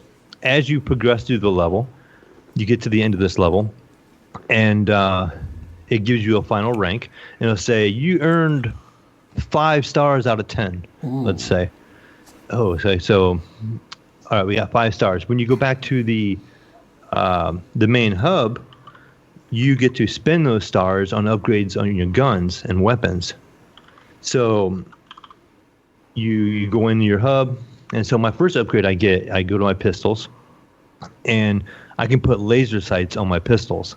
So I spend the stars, and now when I go into the game again, I have laser sights equipped on the bottom of my pistols. So in the VR, it's a lot easier to aim now. I can see where I'm aiming. As robots are jumping at me, I can fire into the air and have a more accurate aim and juggle those enemies for higher points. Another option, too, is you have an option for your gun. You level up your character, and your ability to teleport, you can actually speed up is an ability to part of your leveling process. So at first I thought you just had to go from point A to point B, and you would stand there and you just fight these waves of robot. You're in a big like parking lot, and there's cars all around you and stuff. But actually what they want you to do is kind of teleport around the map and fight your way through it. Instead of just staying in one spot and just dodging the bullets, you can actually move where your character's at. So while they're shooting at you, you can teleport somewhere else, so their bullets completely miss you, and you're firing at them from a different direction. So you're kind of like popping in, not like Nightcrawler would be from X-Men, fighting them. So you can appear here and shoot them and grab one guy and throw them. Then you can appear somewhere else and then grab that guy and throw him. And there's a cooldown on that, and you can put points in that, so it reduces your cooldown. Nice. Another thing you can do is there's other guns. There's a shotgun. There is a way to make your pistols like an automatic, so they fire a lot faster. You can change the amount of ammo you have and put a bigger clip in them. You can put a sight on top of your pistols, and it gives you like a zoomed in view. It's like a little holographic sight looking thing. And it wouldn't be like one you would look down. It's just on the end of your gun. So as soon as you hold your gun up, anything in that little finder is magnified. So you can just be a lot easier easily aiming down, down the sights, shooting different things. And you have like little boss battles, these big giant robots like you would find, like you said, Jesus and RoboCop. These big guys that are way bigger than you. You're like come up to their waist and they come at you and they're like, oh, and you just, holy crap, and you're just shooting them and yeah, you just kind of progress through the game. You can unlock new missions. You can unlock upgrades for your character. You unlock upgrades for your gun. You have a shotgun. You reach behind your back to grab the shotgun. You reach behind your shoulder and you squeeze the triggers on the controller and you pull out a shotgun. It's only good for about 2 shots, but nice for close range, which is a fun little addition too. But it's just a really action-packed game. And my only complaint, and this is, I don't know if you ever ran into this problem or not, Jesus, is my room setup. It's decent. I probably have 12, 13 feet on each side of me. Mm-hmm. I find myself moving around so much in the game. I come to my boundaries a lot often because I have like you can draw a boundary on the Oculus and it tells you like, hey, you're getting too close to the edge. And I don't know how many times I'd find myself facing the wrong direction because you're really moving around and you're turning and you're shooting and you're dodging. And it's the first game I've really got myself out of position a lot. Like as soon as I take my headset, I'm like, what am I doing all the way over here? I'm practically in the kitchen. It's kind of one of those things. But it's a lot of fun, and I want to try to stream this. I don't know how to set up so I can read chat on the stream, but maybe I'll just stream it so you can see it. You remind me that I should play that shooting game again, that shooting fucking music game. Audica? Audica? Yeah. But yeah, lots of fun. I wish you guys could play this on the PlayStation VR, but sadly it's an Oculus exclusive. I guess if you have a Vive, there is a workaround that you can do to play Oculus games on the Vive. But it's really cool. I mean, just from my experience on the PlayStation VR, it doesn't sound like, like, I don't think they want you moving around a lot. You know what I mean? Like, yeah, I think they wanted me to teleport of course, I haven't more played any game that requires me to move around a lot. And teleport more often, where I was naturally wanting to move my body and dodge the bullets. But I found myself turned because robots come from behind you. They come in from your left. They're coming from your right. They're coming from in front of you.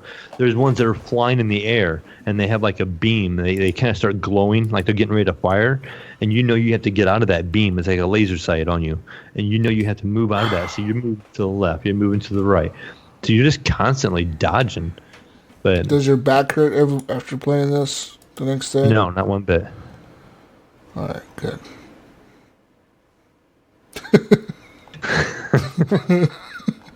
Yeah, just making sure. What are you saying? Are you saying I'm old? Yeah. It's okay, man. Oh, okay.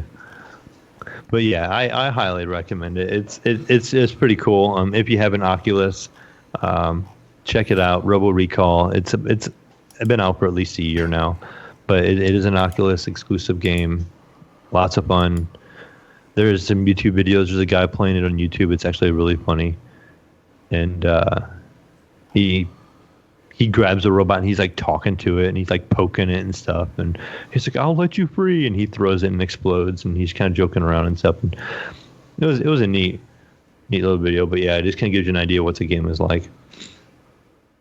Besides that, another game, Jesus, I've been playing. I finally rolled the credits on Sundered. My little Dead Cell / whatever Metroidvania game. And I know I talked about it last week. I probably put about maybe 6 more hours into it after last week, and that was my kind of like Gunny. I was determined to finish this game and just get it done with. I was enjoying it, and I'm enjoying every minute of it I play. But I just wanted to get that campaign finished, just to know I knocked it out and got it done. And the cool thing about the game too is, like I said before, there's shards you can get from beating an enemy, a mini boss or a boss, and you can choose to destroy them or consume them. And I destroyed all of them, and so you don't get as many dark powers. And it kept me as like a pure character, and I got the better ending by going that way. And the game is supposed to be a little harder going that way, so that was kind of cool and exciting that I got to beat the game that way. And I remember I got to the last boss, and I had a couple mini bosses I could even fight and do yet. And I was like, nah, I'm just gonna go after that last boss. And I jump in there, and that thing just tore me apart. Like, I didn't even stand a chance. I'm going, no, I got to play for a lot longer before I can even attempt this thing. So I think I put like 4 more hours in after I went ahead and tried it the first time. I kept seeing the icon there, knowing I could go attack him anytime. And even after that, even after you beat him, I was all excited.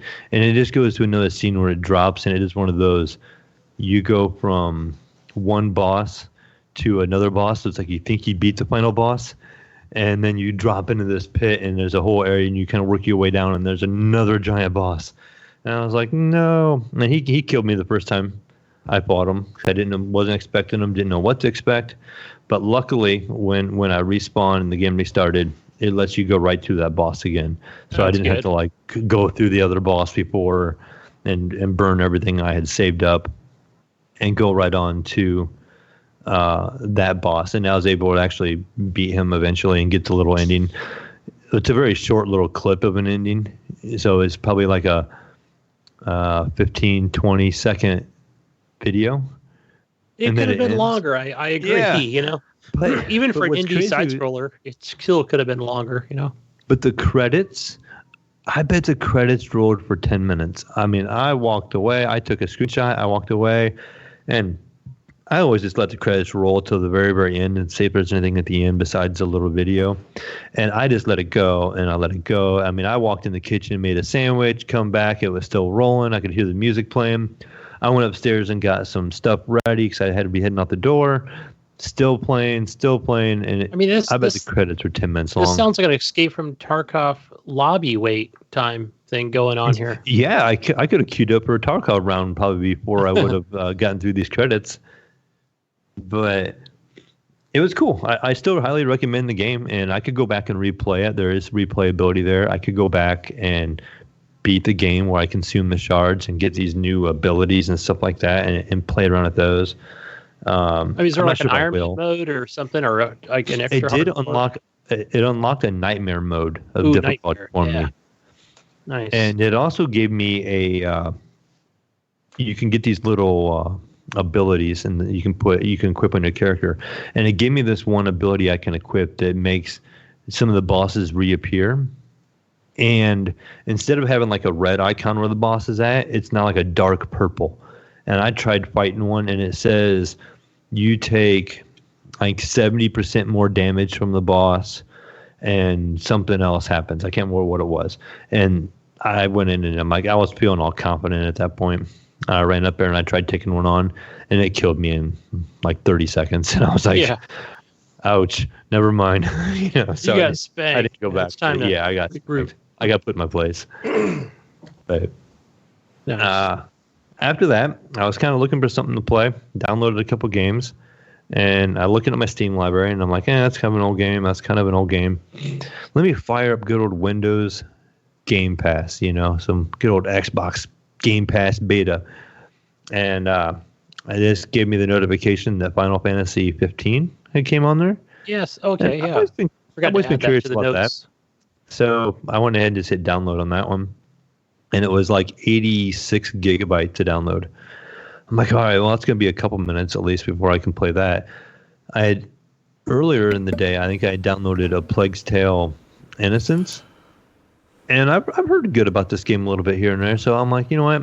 While I'm waiting on Final Fantasy to download, I'm going to go ahead and try this Plague's Tale game out.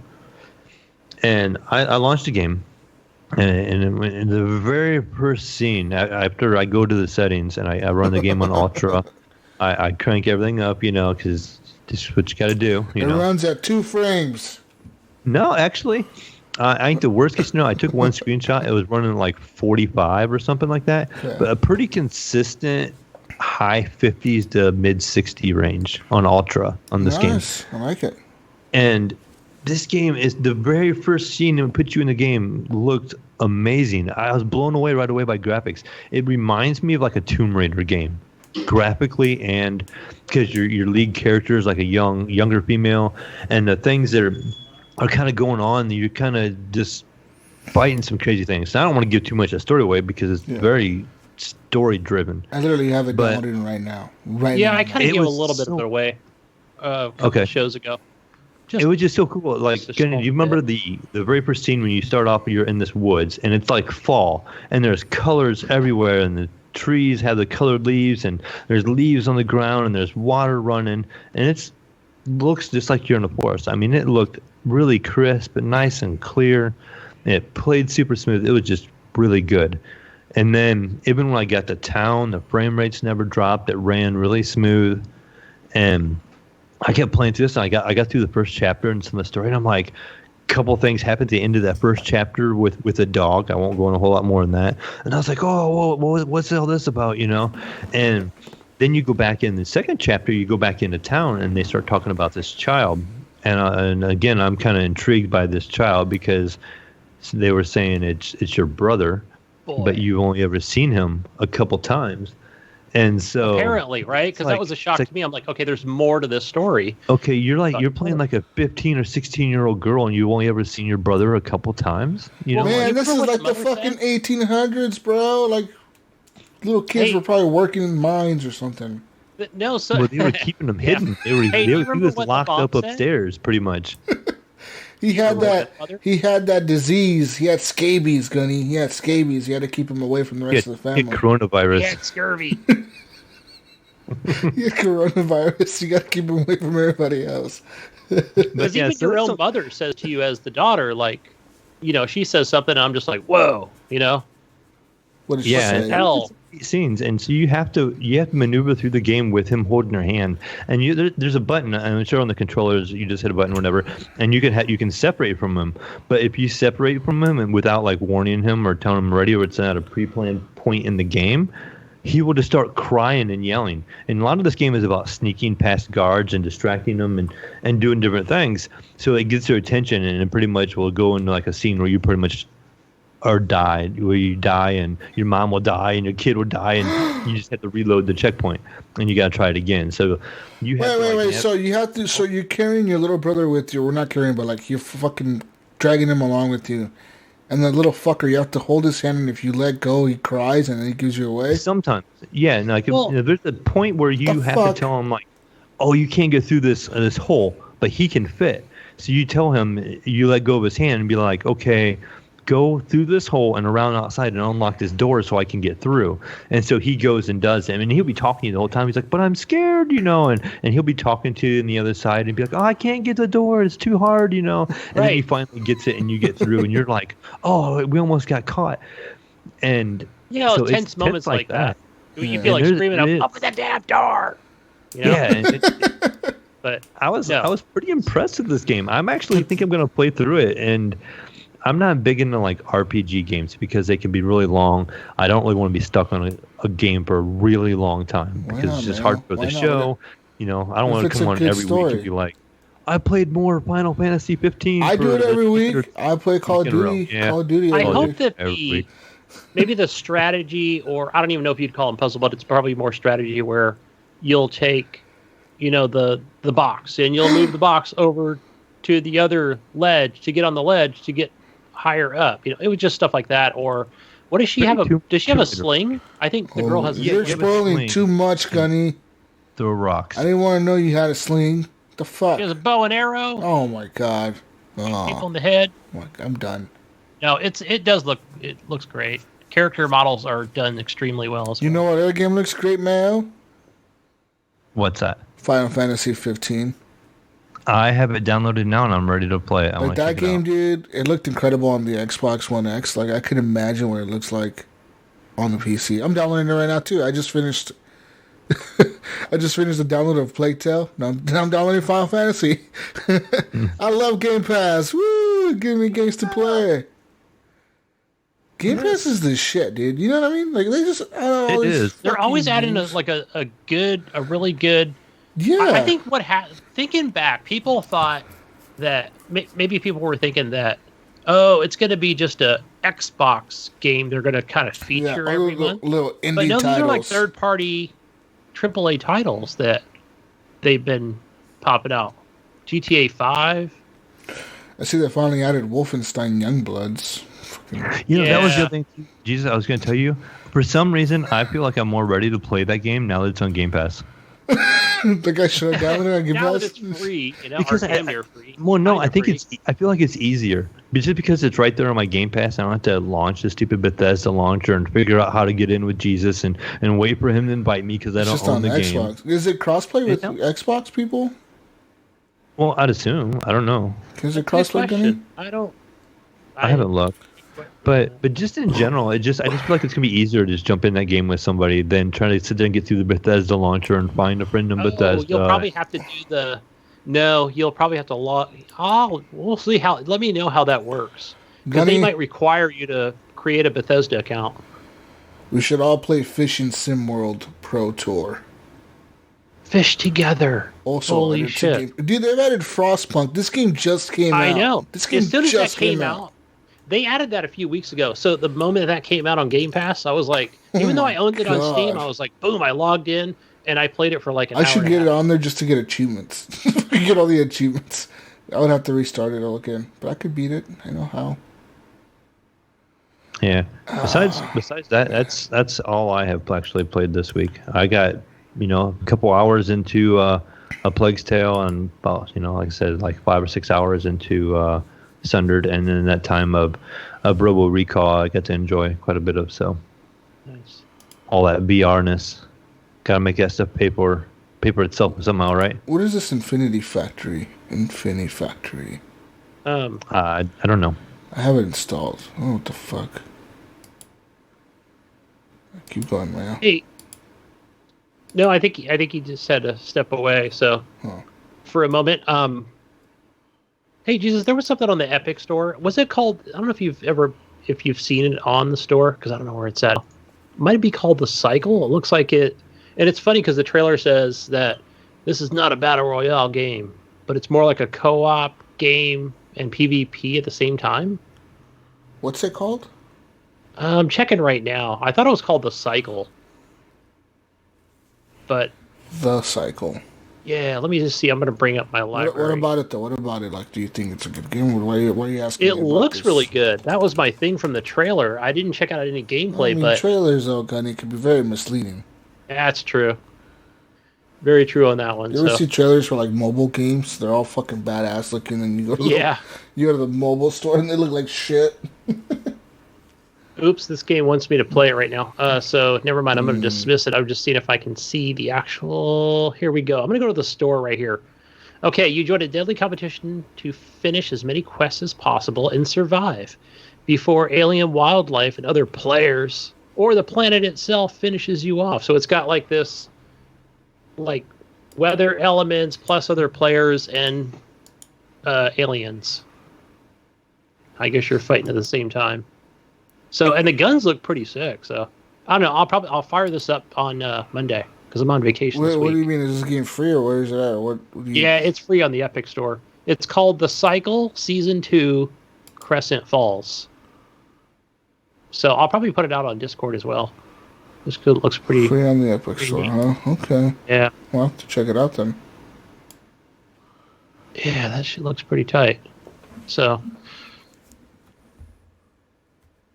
Yeah. I don't know if you just... Per tight, know what I'm saying? Yeah, I thought it looks pretty awesome. So, because it talks about like either joining up with other players or you can just like add them to your squad or something. Like shoot them or add them to your squad. So I wasn't sure if it was like an easy as 1, 2, 3 thing and just boom, you're in my squad now. Or you just betray them, it says. I don't know if so. Does that involve loot? There's probably a lot to it that I need to find out about. Yeah.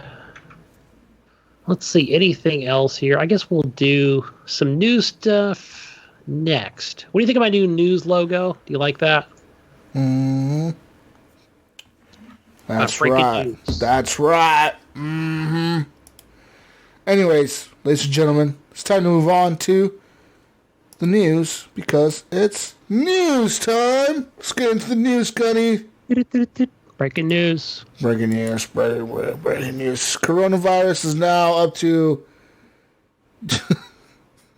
6,000? No, you really now I need to really give the coronavirus updates.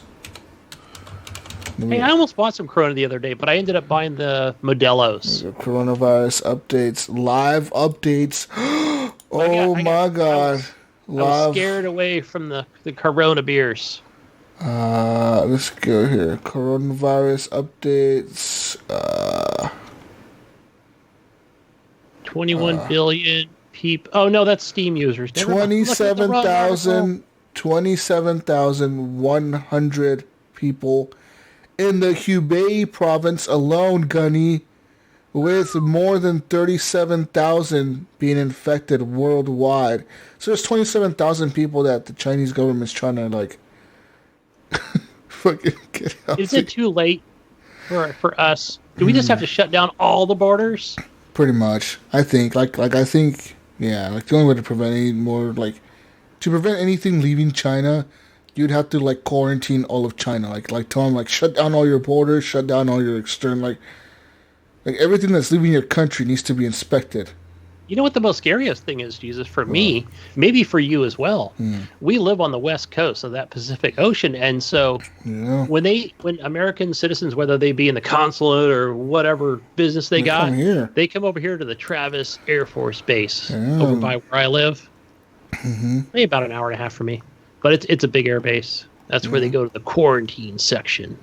No, it's kind of scary, man. Like right now, they're saying that I was reading the other day that the Chinese government was now using like police and shit to like tell people to go to like camps. They're going door to door telling people like, "Hey, motherfucker, go to this camp and like if you're sick, we're gonna put you in this other camp, and if you're not sick, we'll put you in this camp." Kind of like FEMA camps, you know, like if there's a disaster. Yeah. But why would they be putting people in camps if they're just sick? You know, or if they're not sick? Why are you putting people in camps but they're like... I think... Yeah. Because it's China? They got no choice. Like, they're literally going door... They're going door to door with, like, the cops and, like, fucking military and shit, telling you, like, hey, motherfucker, grab a suitcase, put whatever you can in it, and you're coming with us. We're putting you on this bus and you're going to this camp, bitch. So what do these people do? Like, for example, the ones that are afraid and they stay home, do they have enough food and water? And well, that's the thing. They're not letting people stay home. They're making them go to camps. Yikes. That's the thing. Like, I was reading about that. They're, like, going door to door and, like, telling people to get ready. Like, pack your shit. You're leaving, Gunny. You can't stay home. Didn't they build, like, 4 hospitals in 10 days or something crazy? Yeah, like, super quick. Yeah, dude. They got these drones out there. It's fucking nuts. Like, all that shit's scary to me, dude. All that shit's scary as fuck. They got all those cruise ships. You've seen all those cruise ships that are being, like, quarantined around the world? Yeah. Like, 2 or 3 cruise ships around the world are, like, being quarantined, dude. Gosh, and those things are, like, close quarters. It's like a cesspool for viruses. Yeah, you're going to get sick. Usually you're going to get sick anyways, but another thing, you got coronavirus on that motherfucker? Fuck, you're going to get everybody sick. Yeah. Oh, my gosh.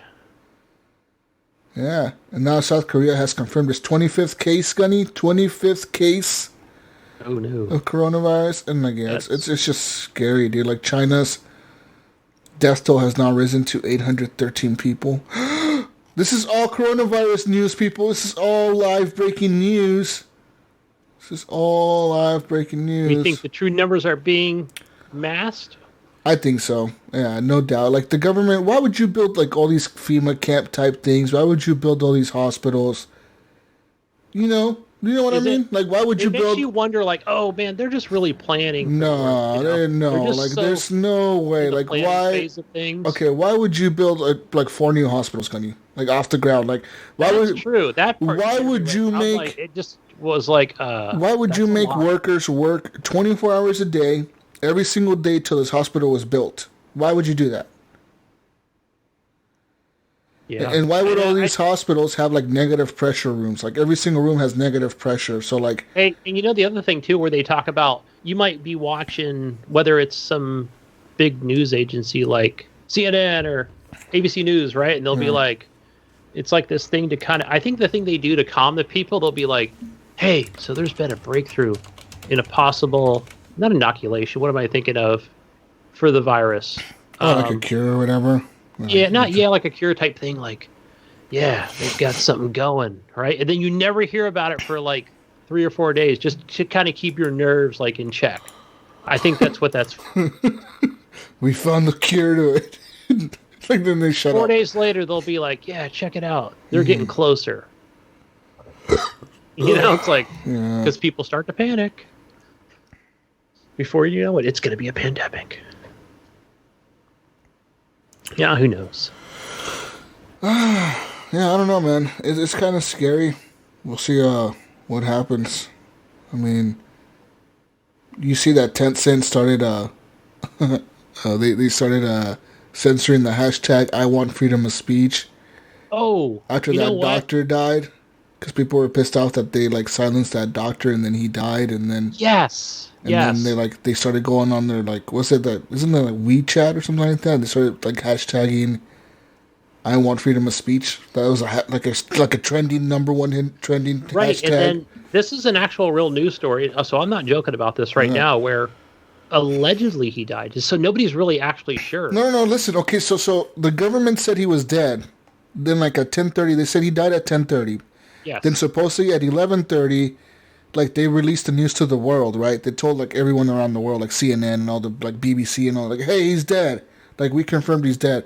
And then at 11:30, they're like, wait a minute, he's not dead. We're still trying to bring him back to life. Like we're still like shocking him and shit. We're doing CPR. We're gonna bring him back. We don't want panic in the street. All right. And then like at 12:30 at night, they're like, okay, he may be dead. And then like they said they confirmed he was dead. And then the next day they're like, he's not dead. What the fuck? Okay. So who do you believe, Gunny? Who do you believe? Is he dead or not dead? I'm fucking scared, man. I think they're just gonna, like I said, you're not gonna hear about it again, right? About him.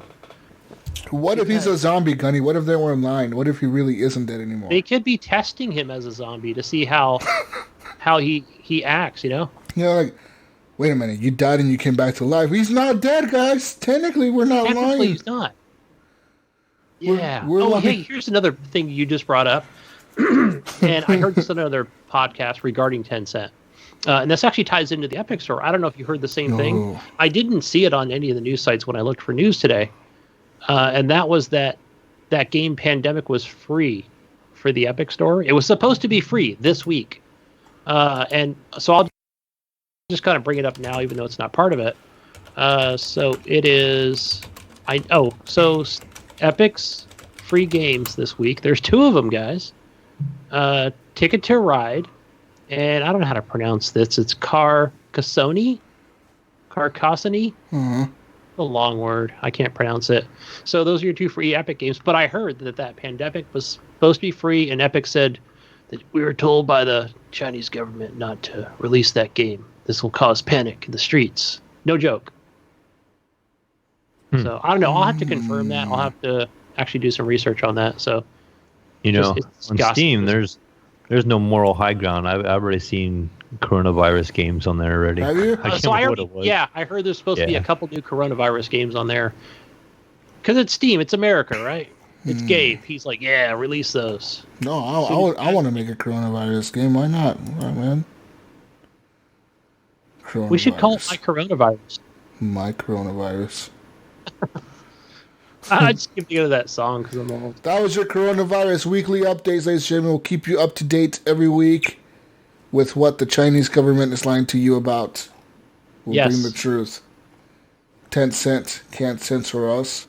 Yeah, 10 cent. I'm sorry. We already know what's up. This is America. Moving on to some video game news. Ubisoft has now reportedly rebooted Skull and Bones multiple times. Back in May of last year, it was revealed that Ubisoft was not only bringing Skull and Bones to E3 2019, but the game was being delayed with no release date or window in sight. Fast forward to today, February 7th, and Ubisoft confirmed the game will not be releasing during this upcoming fiscal year. So, it's not going to release anywhere between April 2020 and March 2021. Whether it will hit next fiscal year, who knows? But according to Kotaku's Jason Schreier, not only is the game far off, but it's been rebooted several times and lost its creative director towards the end of 2018. In other words, the game's in a bit of development hell. What's interesting, though, is that it's been rebooted so many times and lost its creative lead, which suggests that by the time it resurfaces, this could be a completely different game from what we saw back at the trailers for E3 2018. For those that do not know, the game was set to take place in the golden age of piracy, where renegade captains command the most powerful weapons on Earth, warships. In this world, you play as an insatiable, upstart pirate captain who has refused the king's pardon. Having nothing to lose, you sail all the way from the Caribbean to the Indian Ocean, where an exotic and untamed frontier full of riches awaits you, Gunny. This was the pitch of Skull and Bones at the time of announcement. Whether it's still accurate or not, who the fuck knows. But apparently they said back then they said, choose your own pirate captain and grow into the fierce legend that you always wanted to be. Select your pirate ship class based on your preferred playstyle, evolving it with a rich RPG system. From the safe harbor of your hideout, recruit your crew, customize the ship of your dreams, and pick up on the latest rumors before you set sail to leave your mark on the world. With each successful heist, as your wealth and reputation increases, the world and other players begin to challenge your ascension. Sailing alone becomes a dangerous gamble. Your long-term survival depends on your ability to form the most powerful pirate gang in the Indian Ocean, Gunny. Dun, dun, dun. Sounds like Sea of Thieves. Yeah, it sounds like you just described that. So, and that game is doing very well. Sounds like Sea of Thieves. What I hear. Yeah. Interesting. So, and they lost their creative director. I don't know if we read that article whenever that happened. But if they did, then you know what? Maybe it's just time for, like I said, just shelve it and just start working on the next Assassin's Creed game, right? Doesn't that make more sense? It's probably what they're doing. This game was dead. I thought, later last year they said it was it sounded like it was postponed indefinitely, and now this article comes up on it, and I was just kind of surprised to see it again. Like, I think they should just let it die, because I don't think this game's going to ever come out, honestly. And if it does come out, I think it's going to be too late.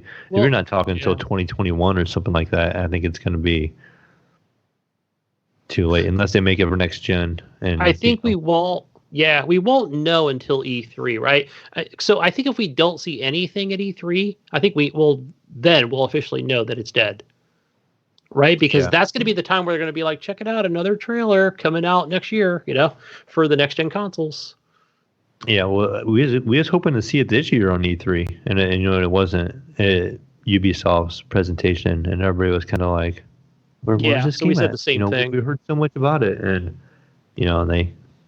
I don't know. I think it's done, but who knows? Maybe we can get Sea of Thieves 2.0. I don't know. Yeah, I'll give it one more E3. That's what I'll give it. So it's not like people are asking for pirate games, So that's another thing too, where they're either playing Sea of Thieves or the other two hobo ones on Steam, Yeah. Black Wake's actually, I hear, is pretty good if you can find a crew to play with. That's the one I was thinking of. Do a specific role, and you play with an online group, and you try to sink other team ships, and you're battling it out, and it's more of a PvP kind of game where you got to all play your roles and stuff like that. So it's got like Jesus. I guess you could consider it something like Hell Let Loose compared to like Battlefield. It's very strategic. Yeah. It's very position, like you play your role. It's like a role-playing game, kind of like you're the village person. You be the village person. You're the person that loads the cannons and do the firing. You're the person that does the driving, and that's pretty much your dedicated job. Okay. Nice. Moving on now to more news. Kingdom Hearts All-in-One package is now coming to the PlayStation 4. Square Enix has announced that the Kingdom Hearts All-in-One package is coming March 17th.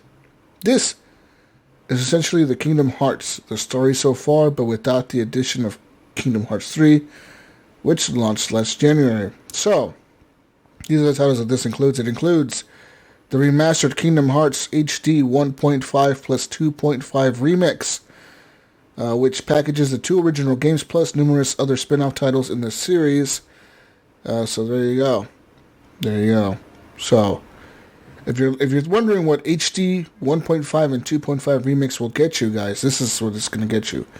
Kingdom Hearts Final Mix, Kingdom Hearts Remastered Chain of Memories, Kingdom Hearts 358-2 Days, which is HD Remastered Cinematics, Kingdom Hearts 2 Final Mix, Kingdom Hearts Birth by Sleep Final Mix, Kingdom Hearts Remastered Coded HD Remastered Cinematics, Kingdom Hearts HD 2.8 Final Chapter Prologue, Kingdom Hearts Dream Drop Distance HD, Kingdom Hearts 0.2 Birth by Sleep, Kingdom Hearts X Back Cover, which is a movie, and then Kingdom Hearts 3. It does not include the Remind downloadable content. So the key features are: it includes 10 magical Kingdom Hearts experiences, a perfect way to begin the legendary Kingdom Hearts series. Travel to beyond Disney and Pixar worlds to defend them from evil Heartless. Unlock the power of the Keyblade and team up with Final Fantasy, Disney, and Pixar characters in the ultimate battle against darkness. Ooh. Test your battle skills with multiple combat possibilities, including powerful spells and team-up attacks. And uncover the Dark Seeker Saga and learn about the legendary Keyblade Masters. Nice. Have you guys you're going to see a lot of that on Twitch. Series? March 17th. Yeah, no, I'm not going to play this. No. I enjoyed the very first one back in the day. Yeah. I haven't played any of the ones after that, but it was a neat take on things back then. But I've never played one. Yeah. Moving on to more news.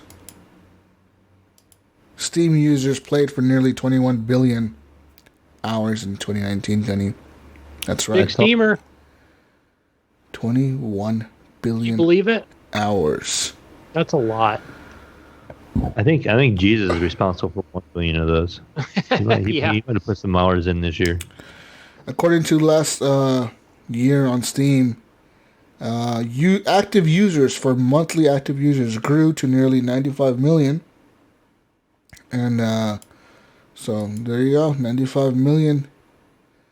Nearly 21 billion hours of game time were played on Steam last year. 4.3 million items were uploaded to the Steam Workshop, including some fake items used to hijack accounts that were forced, blah, blah, blah. 43 review bombs were addressed, and over the final 2 months of the year, 3.7 million people used Remote Play, and 2.3 million people used Remote Play together. So that's like what we did. Of them. Yeah. That's actually a pretty high number, I thought, considering that's not very old. The Remote Play together. When did we start doing that? A couple months ago? Yeah. Yeah, I saw my son doing that the other day. Using the Remote Play together. I forgot what game he was playing, but it seems to be a popular feature. So, for 2020, they have some things coming up, such as soundtracks. We're adding the functionality to better support the gaming soundtracks on Steam. And there's also Steam Trust. Trust, the tech behind Trust Factor matchmaking in CSGO, shipped in a closed beta to several partners last year and is being rolled out to all partners this year. Steam PC Cafe program launched in an open beta last year to over 8,000 sites, and we're working on bringing the program to schools and libraries along with the expected cyber cafes, PC bangs, VR arcades, etc. There's also Steam Labs, the more top secret experience are actively being tinkered with, and we're planning on graduating some of these features so that they are available to everyone. There's also Steam VR. The team is hard at work on Steam VR 2.0, which will feature a number of customer experience improvements. They're also gonna work on their top list, so they're gonna, like their top lists that show up for you, they're gonna work on tinkering those a little bit better. The mobile app is going to get refreshed and updated to reflect the changing times. And they're also going to have more sales events this year than they ever had before. The Lunar New Year sale. Didn't we already do that? Yeah, it already happened. Yeah. Anyways. Sweet. Big Steamer news. Moving on now. So, let's talk about the hacker who stole from Nintendo for years and bragged about it online. And he didn't even hide his real name or activities, guys. What? I didn't hear about this. Ryan Hernandez, sounds like my cousin, spent years hacking into Nintendo servers to steal games and other pieces of software. When the FBI caught up to him and seized his computers, it found child pornography on its hard drives, and Hernandez pleaded guilty to the crimes on January 31st. According to the FBI's affidavit and application for a search warrant obtained by Vice, Hernandez spent the last few years bragging about stealing from Nintendo publicly across multiple social media accounts, including Discord and Twitter. According to the affidavit, which Vice obtained from the Senate Counterterrorism Advisor and court watcher Seamus Hughes, Hernandez first crossed Nintendo's radar in 2016 when he registered for developer access through the company, and Nintendo said yes. Hernandez then accessed confidential and proprietary information, including material for the Wii U console and the Nintendo 3DS systems through Nintendo's developer sites. Court documents didn't reveal what specifically Hernandez leaked, but his story mirrors that of a Nintendo leaker who had information about the company's E3 announcement ahead of his time. Sabi, the E3 leaker, said that Nintendo's lawyers reached out and told him to stop. Once Hernandez had information, he shared it online publicly. Because why the fuck not here? Because Nintendo knew exactly who Hernandez was, he made no effort to hide his identity. And so Nintendo reached out to his family through a representative and asked him to stop. In September 2016, Hernandez was still a minor, and he and his family agreed to stop releasing the private material he had acquired. But only 1 month later, in October 2016, Hernandez phished a Nintendo employee through its online developer portal, a place where developers officially interact with Nintendo to develop and list their games on Nintendo's online stores. Hernandez persuaded the Nintendo employee to respond to a help request posted on the Nintendo online forum, the affidavit said. The threat actor used the stolen account credentials to upload malware onto the site, which logged the tokens of legitimate users logging onto the site, and to later gain administrator access to the developer portal and download proprietary Nintendo data. So Nintendo launched its own investigation of the incident and quickly figured out it was Hernandez. The identification was made in part by matching his IP address used for the attack with the IP address legitimately used by Hernandez on the Nintendo network. Along with this IP address, Nintendo also noticed the stolen data showing up on Twitter under the account named @RyanRocks462, which has since been suspended. Hernandez also ran a Discord server called Ryan's Underground Hideout. That's pretty secret. Yeah, it's pretty secret, guys. Nothing fishy going on here. Under the username RyanRocks462. So he had the same username on Discord that he had on Twitter. That's real smart. And then shared his personal IP address on the Discord server. Hernandez was so bad at covering his tracks that when the IP address changed because his father switched the family service provider, Hernandez complained about it on Discord, giving law enforcement an exact timeline of the IP change. After Hernandez fished his way inside Nintendo's developer portal, the company then launched an investigation and gathered evidence. In March 2017, it reached out to the FBI and turned over all the information it had gathered. In October 2017, the FBI went to the home of Hernandez, which he shared with his parents, in which Hernandez promised to stop any further malicious activity against Nintendo, and it indicated an understanding of potential consequences of future criminal activity. There's a picture here of him on Discord saying, "It's okay, the FBI came to my house before. They can say hello." After the FBI visited him, Hernandez began to brag about it and getting away with his crimes on the Discord server. He said, "It's okay if the FBI came to my house before, they can say hello." And then he said, "They will say hello, famed Splatoon 2 modder and YouTuber Ryan West. We have some reports that you are keeping 37 children against their will in your basement. Is that correct?" Someone else responded in the Discord. "I will say yes, but you will lose the case. Just like last time," Hernandez posted. According to the FBI affidavit, a few days after this conversation, Hernandez posted a meme on one of his Twitter accounts depicting SpongeBob SquarePants as an FBI agent. He tagged Nintendo of America's official Twitter account in the post. He put hi and Nintendo of America on Twitter. Around the same time the Super Mario Party hit the Switch in October 2018, Nintendo once again, guys, this is like the third fucking time now, caught Hernandez snooping around using the same IP address. This motherfucker doesn't even know what a VPN is. He was trying to get access to Nintendo's development tools for unreleased games. It turned the information over to the FBI. Hernandez then used multiple email accounts for multiple providers, but they were often all variations of Ryan Rocks, followed by a random alphanumeric. Oh man. He used the alias Ryan West to register these accounts for Nintendo and the FBI. It appears it was easy to track. Hernandez also continued to brag about his hacks online. He said, quote, Discord users Ryan Rocks 462 claimed to have access to Nintendo servers and was actively downloading content specifically related to the Nintendo Switch, the affidavit said. Hernandez then posted a screenshot of the Switch's content delivery network, the CDN, which is the kind of map of the way Nintendo delivers games from the internet to an individual's console. 2 more terabytes and I'll have all of Nintendo CDN, he said when he posted this picture. Wow. A month later, Gunny, the same account posted another screenshot in Discord. It was a similar image of the Switch CDN file folders. And he said, quote, just got the Jap titles to go. Oh my lord, he posted. Then on December 16, 2018, Hernandez posted a screenshot of a file directory that implied he had access to Nintendo's European file sharing network. The image appears to be taken via a cell phone, the court document said. He said, quote, this is Nintendo's internal eShop AP testing, Ryan Rocks462 said on Discord. Hardly anyone knows about this actually. Server stuff have been my thing for the past 3 to 4 months, and I learned a lot about Nintendo's UWU. UWU is internet slang for being overwhelmed by cuteness.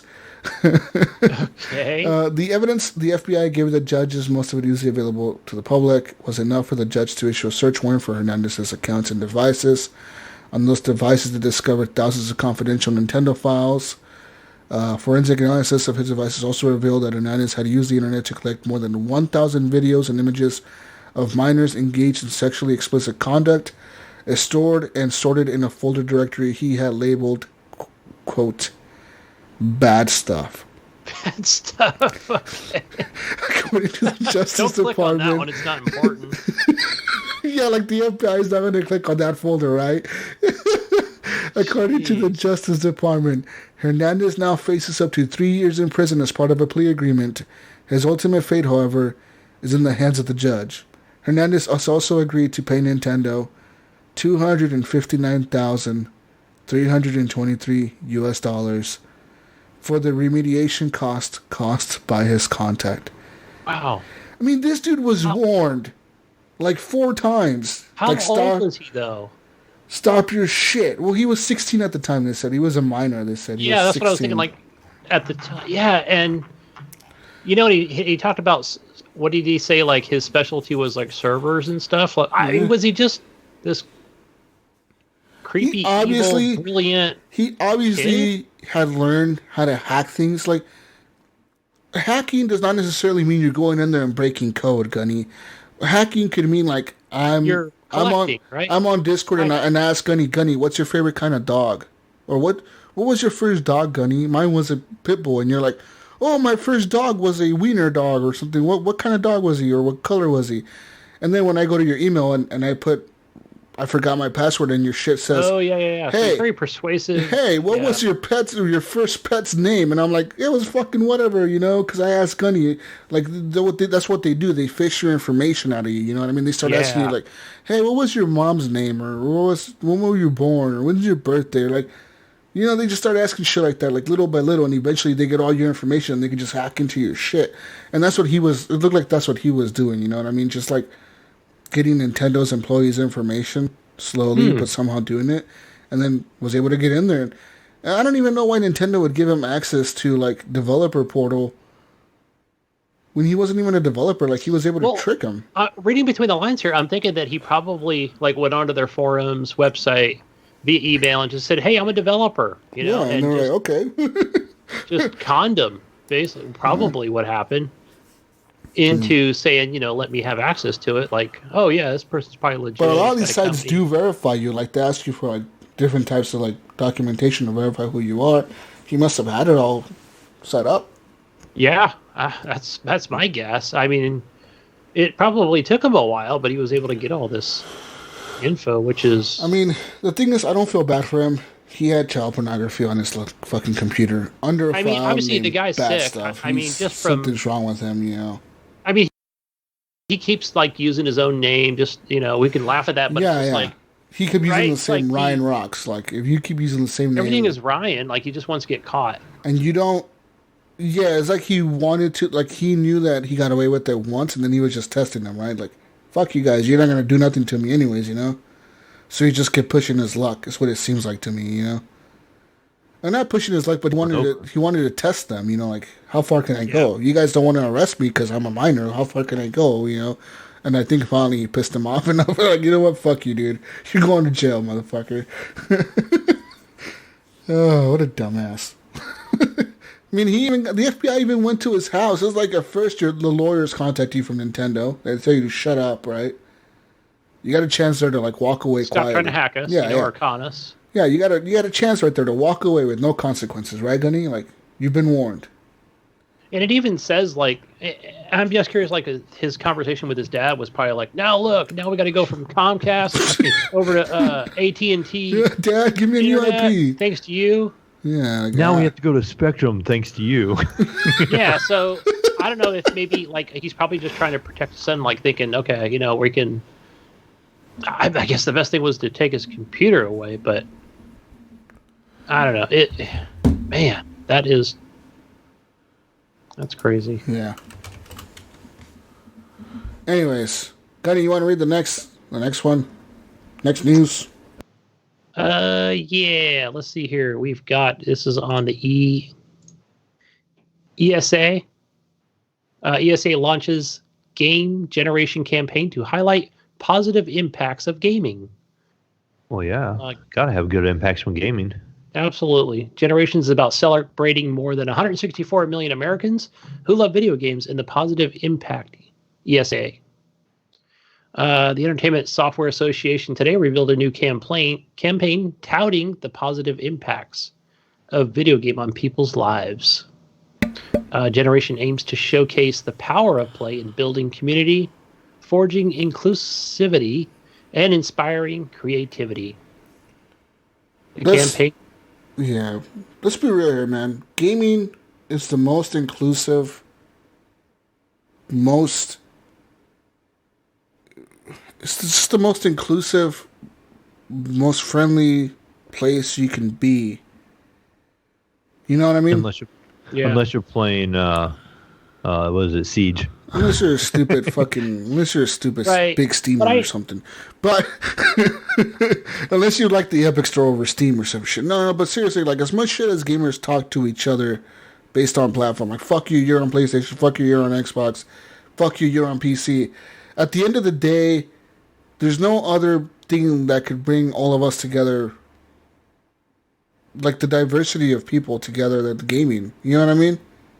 Definitely. Yeah, I always think of like it's not even something I play, but I think about something like a Pokemon Go. You know, like where I think, okay, that game really does bring people together. But hey, here's the other thing too, where we talk about Rainbow Six Siege, where it's it's the dude bro game, and fuck, we come home from work right after 5 o'clock and tired, and we all jump on and shoot each other up with guns and just have a blast, right? Even if it's talking shit or whatever, or right? But it's just still coming together.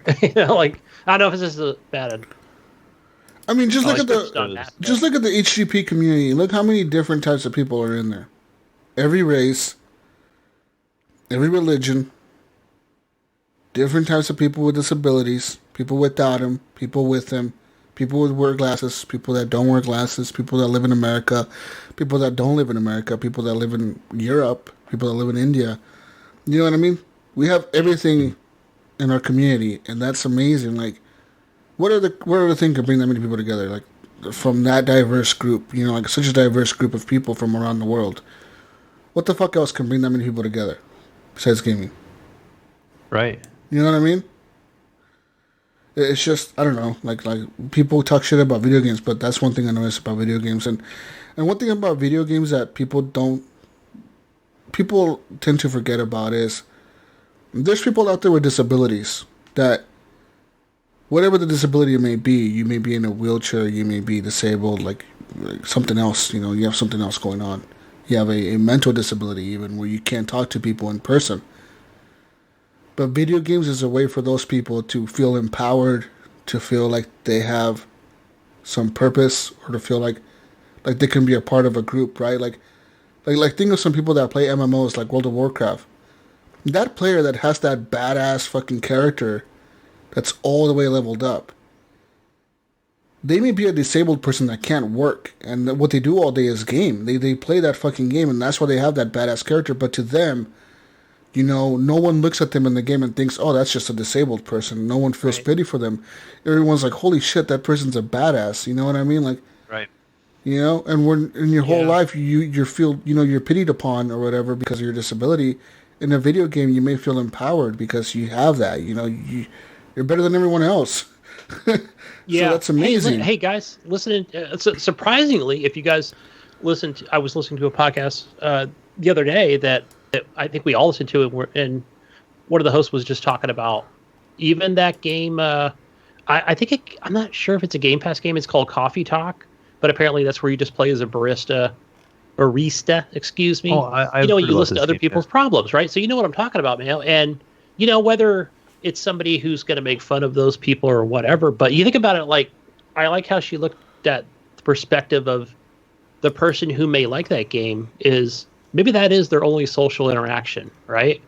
Yeah. And, you know, and it's just that kind of like just gave me a different perspective on things where it's like, you know, like we might think of them as, you know, whether they're disabled or just the way they look or, you know, some people go through shit, man. You know what I mean? Some people go through shit where, like, you have an experience in life, a traumatic experience, or an event. It could be anything. It could be something that happens in your childhood or something that happens in your adulthood even, that makes you say, fuck people. I want to stay inside all day. I'm just going to play games. You know what I'm saying? And that's what you do. You know what I mean? And like, to us, we're like, well, that person ain't normal. That person should go out and get a job or go out and do something with your life. But it's like that to them, that's normal. You know what I mean? Like, fuck it, leave them alone. You know what I mean? I don't, you know, like, don't fucking judge them. Like, let them do what they're doing, you know? Let them live their life, you know what I mean? I don't get that. Like, there's a lot of people that I see talk shit about gamers when we get hyped up about consoles and video games and Pokemon and shit like that. And people make fun of gamers. Like, oh, look at that fucking nerd. He should be out working on his car. Like that meme. Who posted that meme? Was it Andrew Jack that posted that meme on the Facebook group that was like about what guys used to do on the weekends back in the day? It was like some dudes drinking beer and like on top of like a car or something. Oh, yeah. And then like what guys do nowadays, and it shows like two people on a couch playing video games or something. And like it says, right, like you can change a tire. Yeah, you can't even change a tire nowadays or something like that. All you do is play video games. It's like, you know why you don't have to change a tire. You don't have to know that nowadays. You call fucking AAA and they do it for you. That's true, right? Hey, I got a great example for that, guys, because where I live at in an apartment complex where I have two main. I don't even know how to fix like, you know, like I don't know the doorknob or something. You know, like something as simple as like oil the door so it doesn't squeak. No, I just call. I got two maintenance guys. You know, they'll come in. Matter of fact, you know, like, and they're actually friends of ours, believe it or not. So, I'm like really good friends. So, I just like the door's unlocked. You know where it's at. Just grab some oil, put it on there, and you know, fix the cabinet. You know, because I don't know how. It's not to say that I don't know how to change a tire. I know how to change a fucking tire. Trust me, I do it all the time. I've had it where like in the morning I'm going to work and I'm like, fuck, I got a flat, I gotta change it. But like. You know, there may be people out there that don't know how to change a tire, and they do play video games, and fuck you, they don't have to know how to change a tire, because they got AAA, bitch. Like, fuck off. You know what I mean? Like, they don't have to know that shit. You know? Why does that shit exist? It's there for a reason. Use it, you know? Fucking AAA and shit, all that shit exists for a reason. Yeah. You can afford it, use it. More people read, gamers and non-gamers alike read this, because just looking at a short paragraph here where it talks about sharing stories is a core part of game generation, and ESA will run a number of live events and promotional campaigns to highlight the benefits of gaming. So there are plenty of benefits in gaming. Oh yeah, dude, you have better hand-eye coordination. They're even saying that some video games, that people that play video games, have a less chance of like developing dementia and shit, because you're always using your fucking brain to like memorize things and memorize patterns and memorize the shit that the AI is doing, and it helps your fucking brain work. You know what I mean? Instead of watching football or sports all fucking day, watching people run back and forth, talk about how that's so productive. Right, could even help you with your reading it, depending on what game you're playing. Yeah. It says that 63% agree that gaming improves problem-solving skills, and 52% agree that teamwork develops teamwork and collaboration. I mean, just stuff like that useful in the in the work environment in the real world. Mm-hmm. Awesome. Yeah, positive article. That's right. Moving on to more positive news, guys. We got all the positive news this week. Call of Duty says thank you to the Call of Duty community. Players and fans worldwide have come together to raise more than $1.6 million through the purchase of the Outbreak Relief Pack. That was a microtransaction pack that you could purchase back, I think it was beginning of January it was like a whole month or whatever. The Outbreak Relief Pack the Outback Relief Pack, I'm sorry. It was for relief, for providing money, all the funds that they received from people buying that microtransaction purchase or whatever, went directly to Australia to help them fight the wildfires and to provide money for them so they can build shelters for the animals and shit like that, So there. That's great. Oh yeah. That is amazing. And I can even tell you that, just to kind of go back where we had these last fires we have people that come from Australia, firefighters come out there. Yeah. And so, we kind of return that favor, especially with, I'm just speaking from like the Twitter accounts that I follow with California firefighters going over there and helping. Oh yeah. That. Dude. And just, and here we have the gaming community involved with, raising money and other sources as well. So it's just great to see relief. Yeah, I was watching that worldwide. A lot more of this stuff in games. I would have no problem buying some cosmetics and stuff like that if it was going towards something, like a charity of some form or something like that was pre-set up.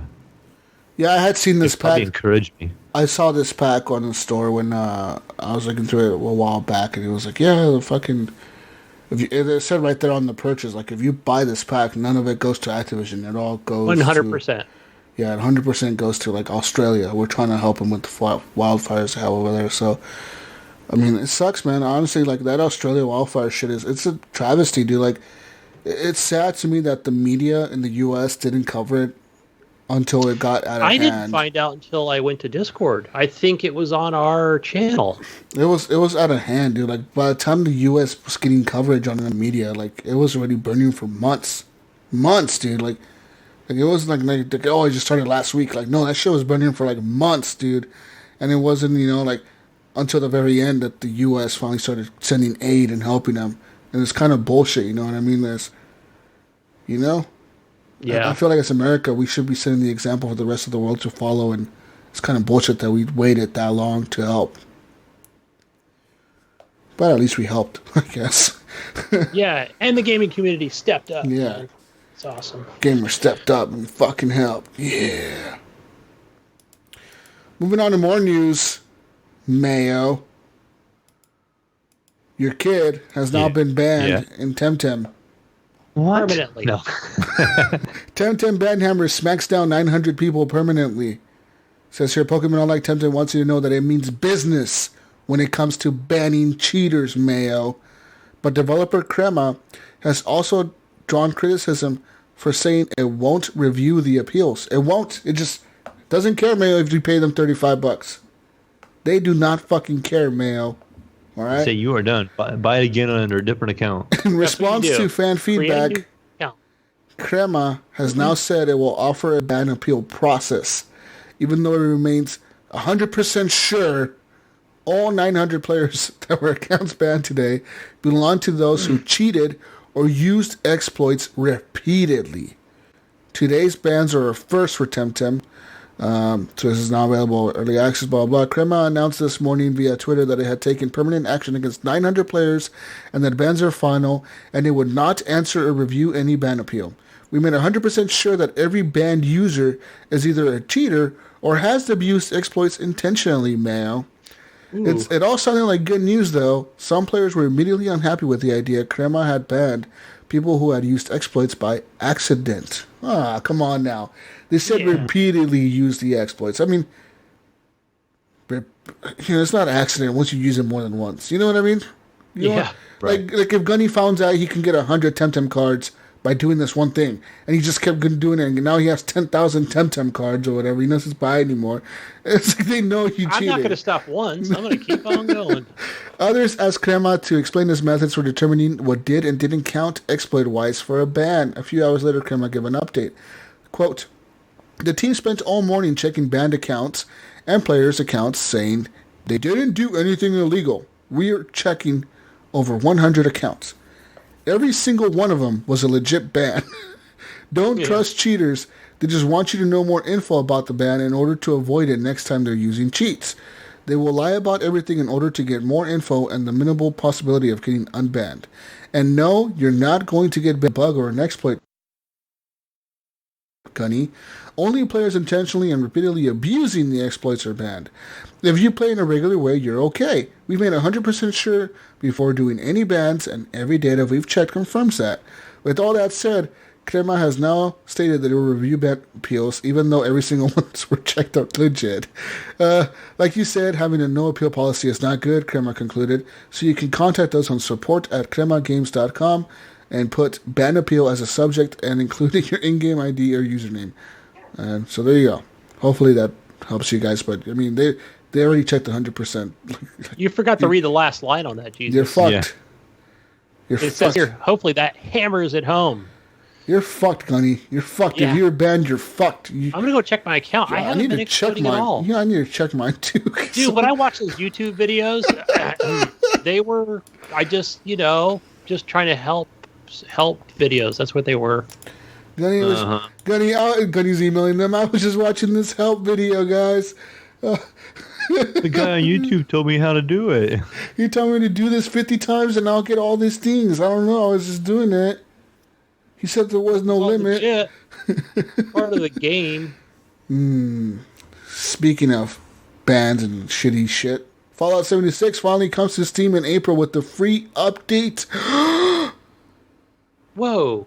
They're actually Fallout 76 famously bypassed by Steam when it released in October 2018, instead opting to launch through Bethesda's own launcher, Mayo. The publisher has now confirmed a release date for Steam. Fallout 76 will debut on Steam April 7th, alongside the free Wastelanders update, which will add an NPC to the game. Bethesda is stocking the Steam store with the base game and Wastelanders Deluxe Edition. Additionally, Bethesda will sell the game's microtransaction currency, Atoms, as well as subscriptions to the Fallout First program, Mayo, along with the Tricentennial Pack and the Raider and Settler content bundles. That's right.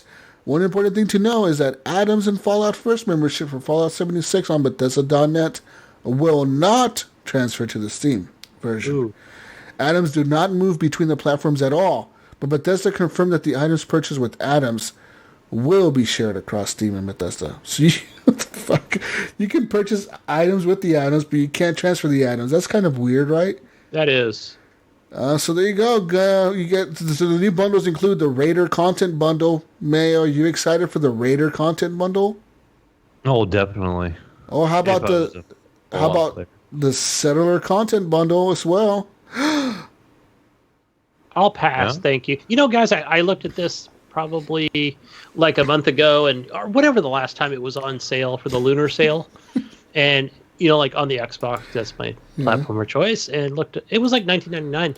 But I did go watch like a recent YouTube video. You just kind of see how the game is shaping up and how it's. But even they were just like, meh, don't bother.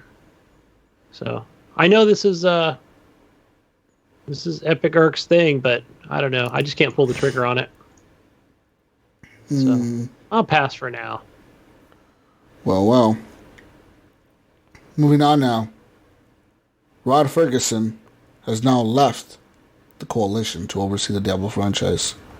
That's right. Gears of War series producer Rod Ferguson has announced that he is now leaving Gears of War development studio, the Coalition, to oversee Diablo at Blizzard.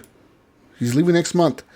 Gears 5 was released last year, and Blizzard is working now on Diablo 4 with no release date announced. So the time is certainly right for Ferguson to make the transition. Ferguson was a part of the franchise of Gears since the beginning at Epic Games in 2006 and continued his leadership with Gears when Microsoft bought the IP in 2014 and then started the Coalition in Vancouver, Canada to handle the franchise. So, do you think that, what's his name, poached him? The other dude, Mike Ibarra? Yeah, you think he poached him? I think he did. Yeah, I think so. Yeah, I think Mike's like, hey, come on over. He probably said I think he poached him. I think he's like, 50,000 more a year. Hey, bro, I'm putting a recommendation for you right now. We're going to get you a bonus. You come over here, you help me fucking beat this game. We'll bring you right on over, bro. You get a free Tesla. You fucking condo. Free Tesla and a condo, bro. Come over here. Yeah, that's what I think happened.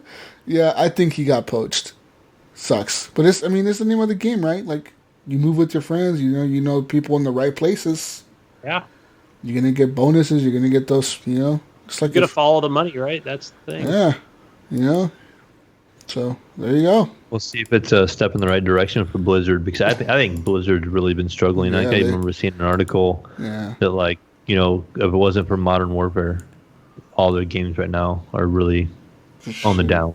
Yeah. You think of, WoW Classic was a hit per minute, but it kind of slowed down. But then WoW, and you have Overwatch. Is kind of, I don't know. It has an esports, but I don't pay any attention to Overwatch. I don't know about you guys. I don't know how it has an esports league. I don't hate it. I just don't watch. I don't fucking watch that shit. I don't know who does. Yeah. I don't know anyone who watches the esports league, and they got a whole fucking league for that shit. Yeah. Yeah. And the only thing I have an interest in that whole platform is either Modern Warfare or Diablo. And Diablo's not out, and I've played 3 already a ton, so... Yeah. And Mike Ibarra, isn't he the vice president of Blizzard or some shit, or working on Diablo? He's high up there, whatever he's doing. Because he was the vice president at Microsoft, and then he went over there, I think it's the same executive, fucking some executive over there. Yeah, and that was right when Blizzard was getting all that hate with the right, thing. But he waited till the fire was like smoldering. Okay, now's a good time to announce it. You fucking moved at the wrong time. There was all that Hong Kong shit going on, wasn't it? Yeah. Oh, Blizzard does this down with Hong Kong or some shit. Wasn't that the thing? The Hong Kong protest? Wow. Yeah, now that coronavirus out, there's not even nobody in the street, Yeah, exactly. No more protests going on. Smart Chinese government. Moving on now, Rockstar Games VP Dan Houser has now said he's leaving the company. Take-Two Interactive Software recently announced that Dan Houser, Vice President of Creative at Rockstar Games, will soon be leaving the company. According to the announcement, Houser took an extended break starting back in the spring of 2019, but now he said his last official day at the studio will be March 11th of this year. That's a long break, dude, from spring. What happens when you're the fucking co-founder of the company? You need a job where I can take a break like that. We reached out to Take-Two for a statement which confirmed that Sam Houser's role with Rockstar Games, which he founded in 1998, remains unchanged. Sam Houser is Dan's brother, so they're Sam Houser and Dan Houser. Yeah. Sam and Dan. Sam and Dan. Call of Duty. No, not Call of Duty. GTA, motherfucker. And Red Dead. And Red Dead. Here you partner. Dan Houser is one of the co-founders of Rockstar Games and was instrumental in its success developing franchises like Grand Theft Auto and Red Dead Redemption. They said, we wish him the best in his future endeavors. Only time will tell if this change affects the future of Rockstar and parent company Take-Two Interactive. His brother's still there. I'm sure his brother can always text his brother and be like, hey, bro, we're having fucking issues making this next game. What should we make it about? Are you guys shooting at cops? Maybe. We need to put more cops being shot at and more crimes taking place. Yeah. How many tanks and rocket launchers can you spawn in with the cheat code? Should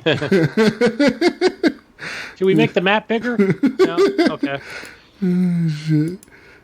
Should we add vaping? Not a good idea. Okay. Yeah. Oh, the next GTA is going to have somebody vaping, bro. Someone's going to be vaping on that loading screen. They have the loading screen. Pens, right? Someone's going to be vaping on that loading screen. Xbox Series X might support Windows Mode, which will support Steam and Epic Games Store. And here's why that matters.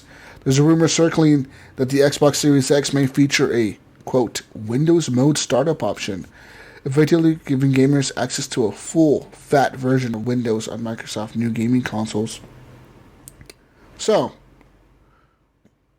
a remarkable rumor covered by Spanish outlet Generación Xbox reports that the Xbox Series X features a unique Windows Mode startup option. This option might allow users to boot into the Windows 10 and run apps such as Steam and the Epic Game Store, Mayo, potentially allowing Xbox gamers to play PC titles. If a full-fledged Windows Mode exists, it would open the door to a whole host of new possibilities in the terms of productivity and cross-platform experiences. Over the past few years, Microsoft has been increasingly keen on blurring the boundaries between its Xbox brand. Today, Xbox doesn't just mean Microsoft's home console box anymore. It refers to the entire Microsoft gaming ecosystem across platforms, including PC. Windows Mode on the Xbox Series X could just be the next logical step. Keep in mind, though, that these rumors are unconfirmed, and blah, blah, blah. So why would Microsoft want to do this? An obvious answer to that would be to broaden the user base of the Series X. So Series X as it stands is very similar to the PC hardware. And moreover, the Xbox operating system is based on Windows, so offering a full-fat Windows experience would just give buyers more reason to get an Xbox Series X, apart from gaming. So there you go. Yeah, I guess if they're... one thing that I think they need to be careful about is... Well, I don't know if they need to, but... we talked about this, and I heard it on other shows as well, especially when the Xbox One was revealed. Like, oh, it's becoming more like a Windows machine, right? But I don't think gamers who buy consoles really want that, right? They want a console experience, Click on this, tab over here, click on this, right? We want that simplification, to play a game. So, yeah, but I don't know. I guess for us hardcore gamers, maybe that's a different thing, that we want more. But have you ever launched like Steam on big picture mode? I've done it a few times. So what if say you've been an Xbox player all your life and you've never ventured over to PC, and like let's say a PC game like Mortal over there, you want to play it on your Xbox, you could launch over into Windows mode and go into your Steam account and possibly play a PC title on your Xbox in your living room. If they make it easy enough, what I'm saying? If they make it like where pretty easy. Can I click on the Steam icon? You know what I mean? Like not just be. I just don't want this to be something just shoot in. I think just for gamers in general, not for me. I'd be able to figure it out, right, with the help of you guys. But I want that average user to be, oh, what's this Steam? I've heard of Steam. It's a PC thing, Let me click on. Okay, I can play this. Like you said, I can play Mordhau. Yeah, that's okay. Oh, I see. It's just like a PC game. It's not, wouldn't normally be on like a PlayStation 4, and I just want that to be an easy experience for them, And maybe that's why we're seeing a little bit of partnership with Microsoft and Steam already. We're seeing the Halo games come into Steam. We're seeing these other Microsoft games come into Steam, and Steam forever, being the big steamer that I am, have wanted to be in your living room forever. They've been wanting to make hardware. They did the Steam Link and the Steam controller and stuff. This gives them an entranceway. And the Steam machine. Don't forget about that, right? That was just kind of short-lived. And so this could give Steam an entranceway into the living room. It gives them that mass market platform because you have a lot of Xboxes out there. And if you could put Steam on an Xbox and you could actually launch Steam off an Xbox, and you could access those games because they all run, Xbox is DirectX. That's why it's called the Xbox. Steam games run off DirectX.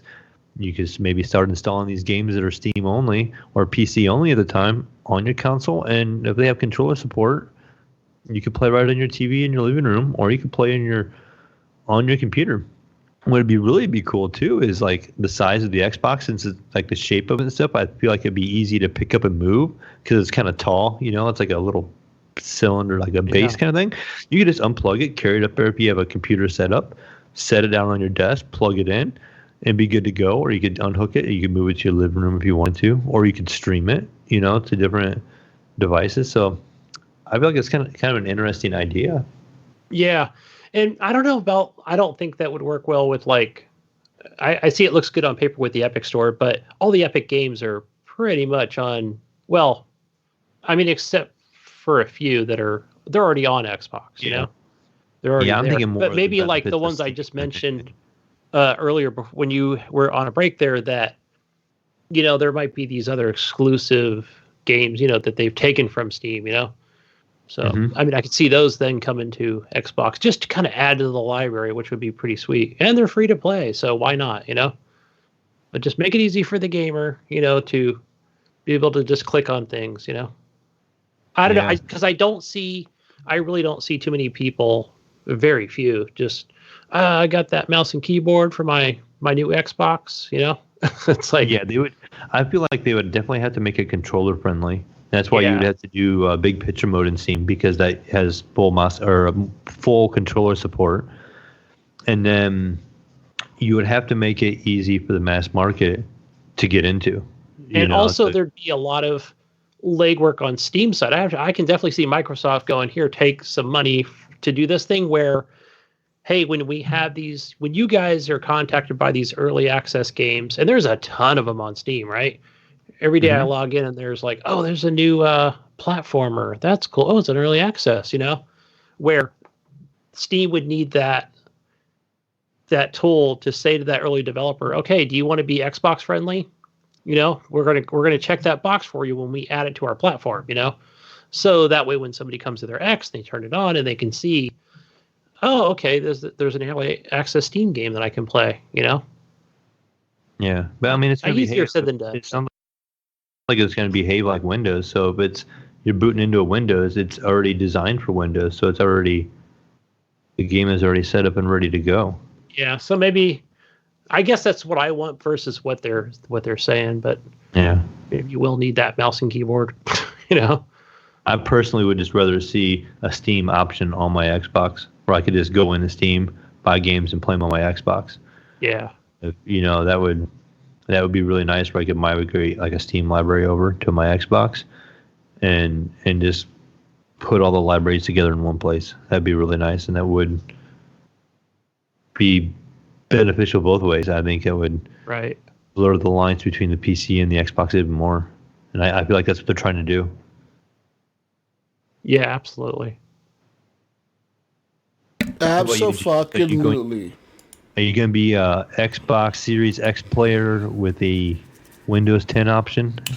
I don't know. It doesn't seem interesting to me. If I have a gaming PC already, like, why would I fucking ever do that? That would be a question for... Literally, okay, Mel, look, why are you asking me this fucking question? My desk is right here. My TV is right here. Your scenario, you're right beside each other. You're in the same area. I can just turn that thing on and turn on the console and be fucking playing. Yeah, I usually have them both on at the same time. You know what I mean? Like, there's no... Yeah, so my living room is further away, so it'd be nice to be able to... If I move the TV to the living room and say I put all my shit down there, then maybe... Yeah. I don't know. Oh, it's a lot of work. What if you were never in the PC community yet, and you were watching games like PUBG at the time, or Mordhau at the time, and you could get access to a game like Mordhau on your Xbox? Then yes, of course I would do it. What kind of dumb question is that, Mayo? No, I'm just saying, I would. That's nice and benefit. Nice benefit is... It's a huge benefit, but at the same time, I don't think they'll do it. You know why? Why? What do you think? Because they lose sales of games. That's true. That's they make money every time Xbox. How would the 2 store things work, or 3 stores? Xbox sells games. They make money off that game.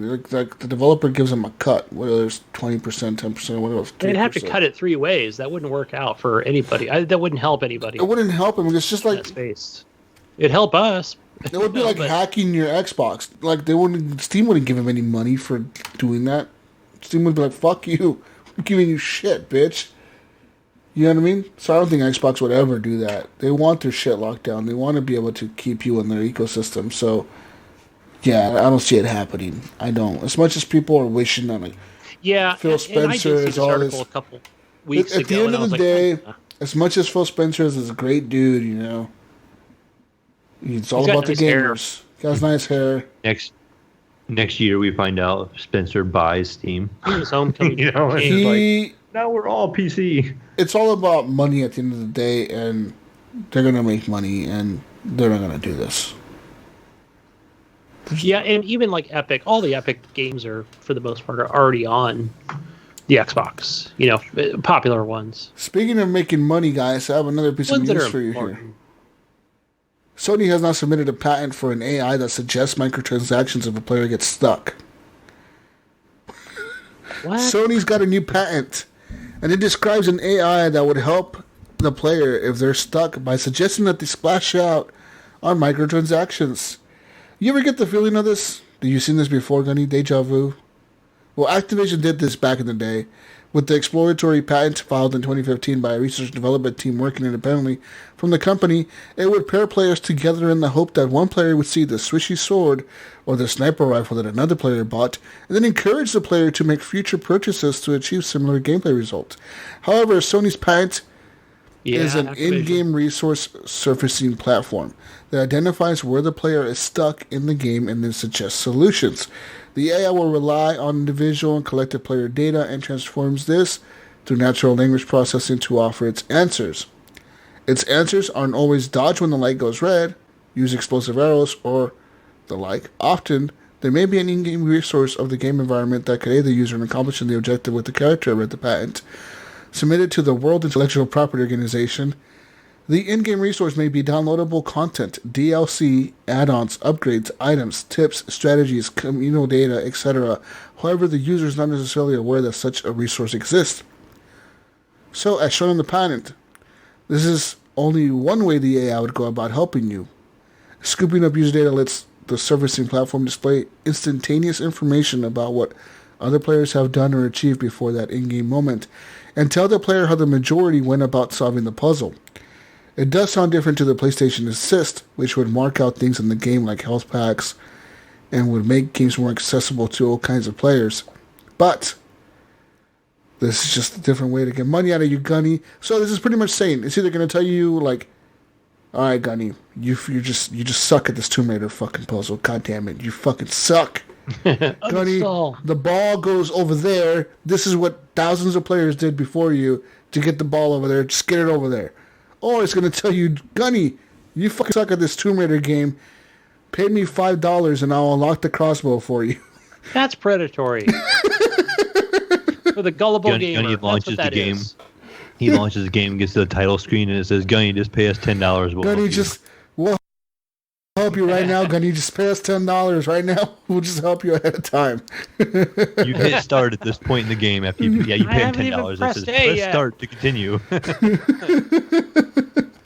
That's interesting. That's a weird looking patent, but hey, it's being filed by PlayStation, just so you know, people, for the PS5. And Activision did file this back in 2015. They said it wouldn't be implemented, but I fucking doubt it because I see people with like cool looking shit all the time. All the fucking time. Another piece of news I got here for you guys. Millennials have now picked PlayStation as their favorite brand. And the Generation C people, Generation Z, has picked Xbox. That's right. Dun, dun, dun. Z's. So, Millennials, born between 1981 and 1996, and Gen Z, which is anyone born between 1995 and 2012, picked a video game brand as their number one. The difference: Millennials picked PlayStation, while the Generation Z picked Xbox. See, Gunny, you don't belong in this group. What are you doing here? Like, I don't know. Yeah, you over here with the Gen Zs, over here fucking Xbox fanboy and shit. What's going on, Gunny? I think maybe I'm not sure why I went from having a PlayStation 1 to having a Xbox OG and then 360, and now I just continue to be that Xbot. So, out of all the gaming platforms that were preferred by the gamers, this is what they picked. They picked number one. This is right now the Millennial Top 10. Millennials Top 10 list was number one. So this was a top 10 list of their most favorable brands. So, Gunny, number one, of course, was PlayStation. Number two for the Millennials was Amazon. Number three, Target. That's my Target. wife. Target. I do like Target though. I do like Target though, man. I give you that one. I do like Target. I do like grocery shopping. Yeah, I like Target. It's like a cleaner Walmart. It's a nicer Walmart. You know, all the crackheads running around. Number 4 is Disney. Number 5 is Ford. That's weird. Yeah, number 6, Gunny. Number 6, Jeep. Yeah. Jeep is number 6. Yeah. I got 2 of those. And number 7 is Apple. Same. Number 8. The whole Apple family. Number 8 is YouTube. My son. YouTube is, of course, a big thing. 9 is Xbox. And the 10th most favorable brand for millennials is good old Nintendo. Yeah, that's right, Gunny. That's for the millennial crowd. I don't know. I don't have a list for the Gen Z or the Gen Zs. Motherfuckers. Fuck those guys. Fuck you, Gen Z, motherfucker, you. But so out of all these... That's funny. You got all of them except for the Nintendo part. Yeah, PlayStation went from number 8 to number 1. And this is out of 56,000 possible brands, Gunny. Wow. These are the top 10 lists. We know those are the most popular. Wow, so yeah, it's... Mostly. Yeah, there's no EA on the Maybe list. the Gen Zs are the Walmarts. Yeah. It's fucking weird, you know, like... Yeah, what if Gen Z was like, we like Walmart? Kmart? Hey, they finally. They don't even know They don't even know what a Kmart is, Gunny. Gen Zs don't even know what a Kmart is, motherfucker. I was shut down 2 weeks ago. Finally. Oh, finally, shit. Yeah. That's wild. I'm surprised I haven't heard a Starbucks store out there anywhere. Oh, that'll be the Gen Z's list. That would be on the Gen Z's list. We like Starbucks and coffee and soy lattes.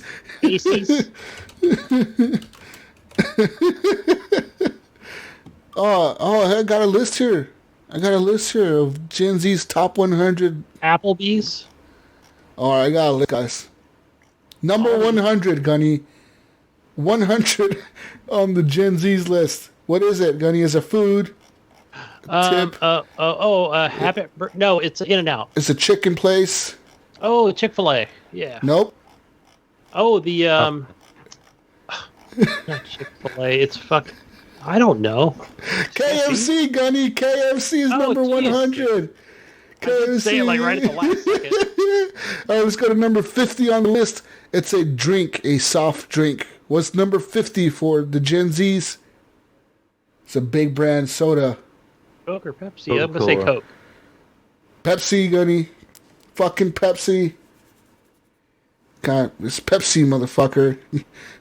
Second choice. That's my second choice. Yeah. All right, let's go down here. I'm going to go down here to the top 10. I'm going to find the top 10 brands of the fucking Gen Z assholes. Taco Bell. No, it did. The Taco Bell scrolled past it. Taco Bell 17. Okay.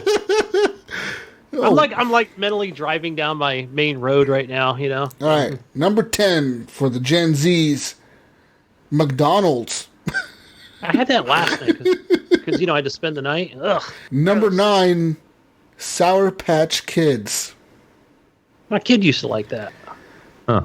Number 8, Nike. That's my brand. Guess what number 7 is, Gunny? Is it a food or a clothing? It's a snack. Ooh, Cheez-It. Very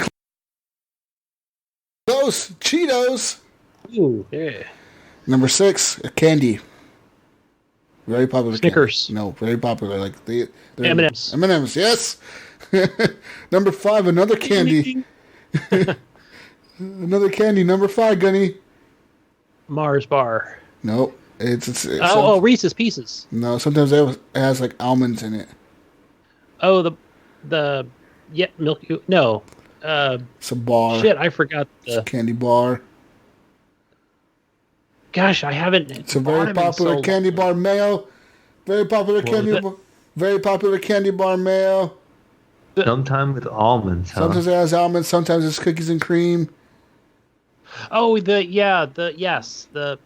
Hershey bar. Hershey's, yes. Yeah. White chocolate. You ever get the white chocolate one? It's fucking bomb. Hell yeah. Number 4, what do you do in chill, Gunny? What do you do in chill? Netflix. Netflix is number 4. Number 3, Gunny. What do you dunk in milk? Oreos. Oreos. Donut. Oreos. Good job, Mayo. Mayo got it. What number 2 is? This is a chip. Very popular potato chip. Dorito. Yes, Doritos. And number 1. Had some today. Number 1, what Gunny's kid watches every night before going to bed. YouTube. Yep. Gen Z's top 10 list. There you go, people. We get you Gen Z's top 10 brands. Oh my god. I used to really like YouTube back in the day. Where's Starbucks? So it used to, I think you're right. Where was Starbucks? I became a millennial, and then I don't know what I am. Confused. Starbucks was somewhere on that list. I just didn't go through. I was going through it pretty fast. That's in those are more of the 30-plus crowd, right? Yeah. You know what? You know what? I think you're right, guys. Teenage daughters or Starbucks all the time. No, but Mayo, do you have like another brand of coffee around there that's like a drive-through coffee place or something besides Starbucks? Yeah, Tim Hortons. That's kind of lame sounding though. Like here we got Dutch Bros. Yeah, we got all the young people go to Dutch Bros, man. All the youngins go to your fucking Dutch Bros. Dutch Bros are like, is that Coffee Bean or fucking Black Label Coffee, or there's there's always like the mom and pop, like personally owned, like fucking coffee stand thing. Like somebody bought a little coffee thing and they're making their own coffee and they're selling it there. There's always those too. So people tend to go to those more than they do Starbucks here. Starbucks, you know what I've noticed? Like Starbucks is like obviously everywhere, right? Oh, like my town probably has 5 or 6 of them. And we have another brand here. Maybe some of our listeners have heard of it, which is Pete's Coffee. And the one that got, like, now that we've been mentioning Z's and millennials and stuff, I've noticed like it's always like the 40-plus crew that goes to Pete's Coffee.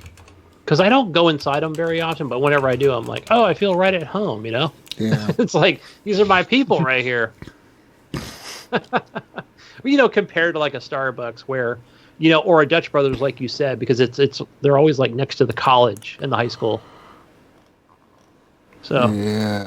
I know I'm old now because when I go to Starbucks with the daughters, you know, they're like, hey, Dad, stop at Starbucks and pick me whatever up on my way home. And I'm like, what is it? You know, and they'll give me something. Right? And she's like, no, that means it's a large. And I'm like, well, why don't they just call it a large? No, it's called a whatever, you know. And I'm just like, okay, well, just call it a large then, you know. Well, see, if I go to Pete's, right, they only have small, medium, and large. So it's like, and they know, like, when I walk in, I'm just like, coffee, medium. They don't sit there and question. They just like, oh, of course, yes, old person, medium coffee. There you go. Right? They just know exactly what it is. And it's funny because Grande and Venti and yeah, that's what I hate. That's what I hate about Starbucks, man. Like I go there and I'm like, I want a coffee with this, and oh, what size? I'm like large, and they're like Venti. I'm like, fuck you, bitch, large. Motherfucker, right. Tell me what the fuck is Venti? Oh yeah, I'm not gonna drink that. What the fuck does Venti mean? Well, then it's funny too, because my wife, she likes drinking tea, and so she will call me on my way home. She's like, hey, because the Starbucks is like a block from my house, right? And I drive right by it. So she goes, hey, stop and get me a Venti tea. So I pull up to the drive-through window, you know, and I'm like, yeah, I'd like a Venti tea. You know, I just feel like I'm repeating myself.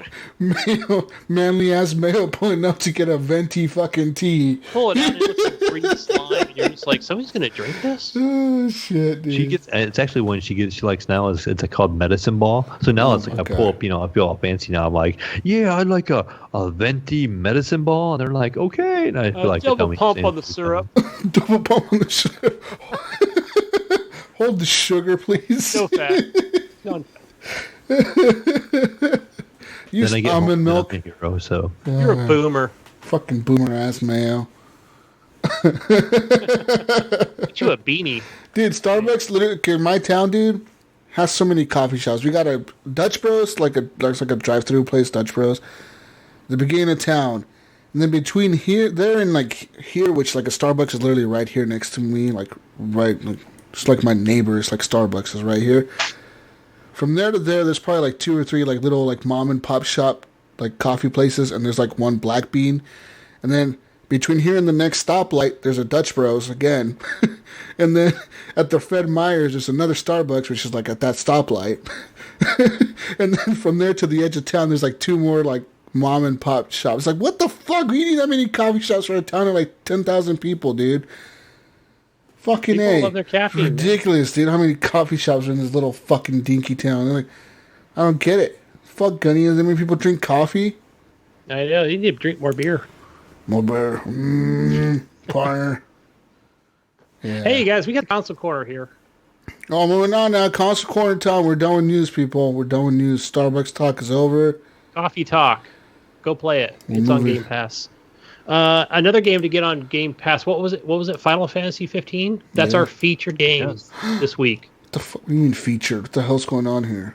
Hey, this is the Console Corner. This is where I talk about the best Xbox you're going to feature a game on Game Pass. Oh, okay. So that's the featured game this week? I added that as a bonus. All right, Gunny. Good job. So, yeah, get that one. And I think we're still into the week of the Isle of Man motorcycle racing game and your Fable Heroes as your backwards compatible game. Oh, my. I was looking at screenshots of that game. That game looks pretty dated. Yeah. But there's probably a fan out there telling me to shut up. Let's see. Going back to the PlayStation, you've still got... I must have deleted something. Firewall Zero Hour and BioShock the Collection. Goat Simulator and no. BioShock the Collection and BioShock, yeah. And then the Uncharted Nathan Drake Collection, I think. I think that was last month. Was it last month? Was it Nathan Drake was still on? Okay, so maybe that's still going on. I don't know. I know for a fact there's that this month they do have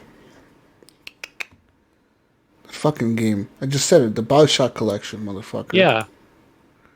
Yeah, and I don't know what the next game is. I totally forgot what it was.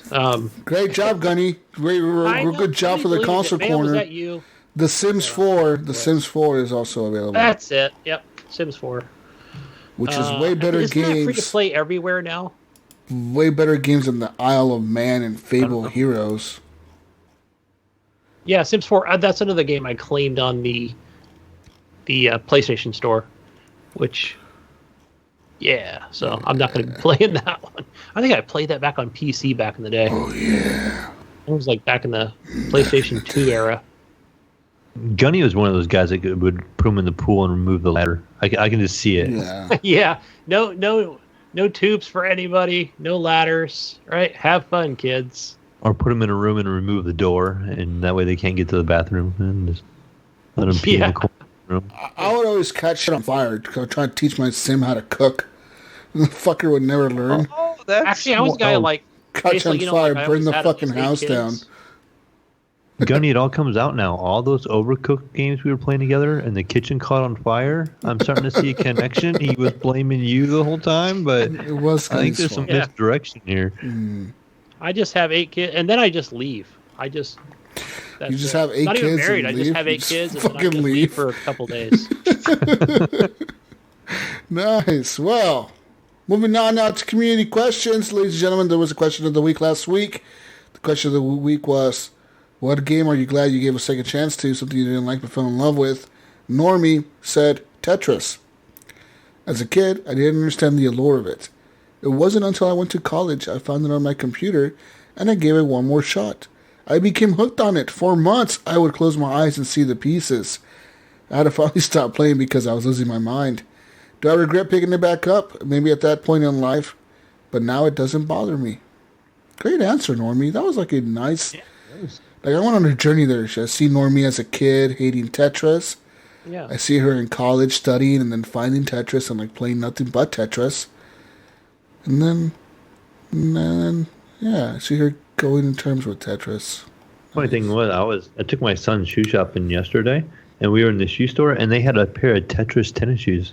I can't remember what brand they were. Pretty dope. But they had, like it has a little, when you move it, it looks like it's moving, like that kind of a plastic material. It looks like it's moving. Yeah. Yeah, it had that, and it looked like the Tetris pieces were falling on the side of the shoe, and they were like all wild colors and. I want to say... Who would wear this? I could be 100% wrong, but I think they had those even back in the day. Like, who the fuck even would wear around the time ninja when it was shoes? really popular. When I was a kid. Yeah. Gunny, Makes me want to go back and get some Tetris shoes now. Gunny, fucking communist, Gunny. Communist game. Playing Tetris. Hey, I played some of that Tetris Effect PlayStation VR a couple weeks ago. Great game. So did I. I played it a while back. I was like, oh, so good. Yeah, that's something I have to play every time I put on the headset. Have you ever turned it on and just like watch the little fish around the world? Like those are players online. It's pretty wild. How many players it's funny. online? I'm supposed to get that whole experience, but I'm just so focused on my tetrometers, tetrometers. Your penis. Your tetro penis. Yeah, whatever the hell those blocks are called. But it's funny if I watch like an actual stream on Twitch, then I'm looking all around the screen and the fish and everything. The Tetropino. I'm playing that game Did you call it the Tetropino? I'm actually I'm enjoying the music and the game itself. Shit. What's the next answer, Gunny? Next answer, go. This is from Jedi of Light, and he says Dark Souls. He says he bounced off hard until he found out I need to go up to the Undead Burg at the start of the game. Now it's one of my favorite games of all time. You got to show me this, Jedi, what you're talking about, because I know I've played, what was it, Dark Souls 2? Probably any of them, and I was just like, I don't know where to go next or what to do. But I have been enjoying that, just on my side of things, I've been enjoying that Nio game. I've been playing that on PlayStation 4. Nio game. Similar to a Dark Souls. Who's next, Mayo? All right, we got Pipe Dream, and I feel like this is just a kind of a common answer. I hear this a lot. The Witcher 3, and he says it took him about 3 years to try the game on and off. And he says he couldn't really get into what all the hoopla was about for the longest time. He said the lore is so daunting that it just was really hard for him to get into. And then after about 3.5 years of trying the game on and off, it finally clicked with it, and he's played it for like 300 hours straight. He said, "Wow, I love The Witcher, man. Like that. You know what? I'm gonna buy it on Steam. Do you have it on Steam, Mayo? I have it from somebody's account. Mm-hmm. Okay, I think I have it from Gunny's account. I need that game. I think it came with my PC, or I just somehow obtained it earlier. It's like one of the only other, I would say, AAA best looking games that I've played on there. Oh, I was trying to test. That's what it was, Mayo, right? Remember when I had the old PC and I was trying to fire up the old Witcher 3 on there to get it to run. Mm-hmm. But I own it on Xbox as well, and it's an amazing game. Okay. I know what you're saying, Pipe Dream, because even like, I think when I first played it, I was like, I don't know how I feel about this combat, Oh, I hated it at first, dude. I couldn't get into it. I played like sword and board games, but my gosh, I don't know. Yeah, I couldn't get into it. I just didn't like the fucking monsters, and then I got into it the third time maybe that I played it. Yeah, maybe the third time for me. Mechmod says Azariah plays this a lot. Mechmod says Super Metroid. When I was younger, it took me forever to beat it. I absolutely hated the game. Now, absolutely one of my favorite games ever. Sing Mechmod. Who's next, guy? So basically 411 says Bloodborne. Originally, when I started to play it, I just really didn't like it, both gameplay and the story. But then one day I was like, I might as well try it again from that point on, and played a crap ton and actually liked the story once I got into it, and the gameplay got good once I got the hang of it. Good old Bloodborne. It's a good one. What's next, Mayo? Who is that? Oh, we got a good old Nipron, our buddy Jonathan Marcelo.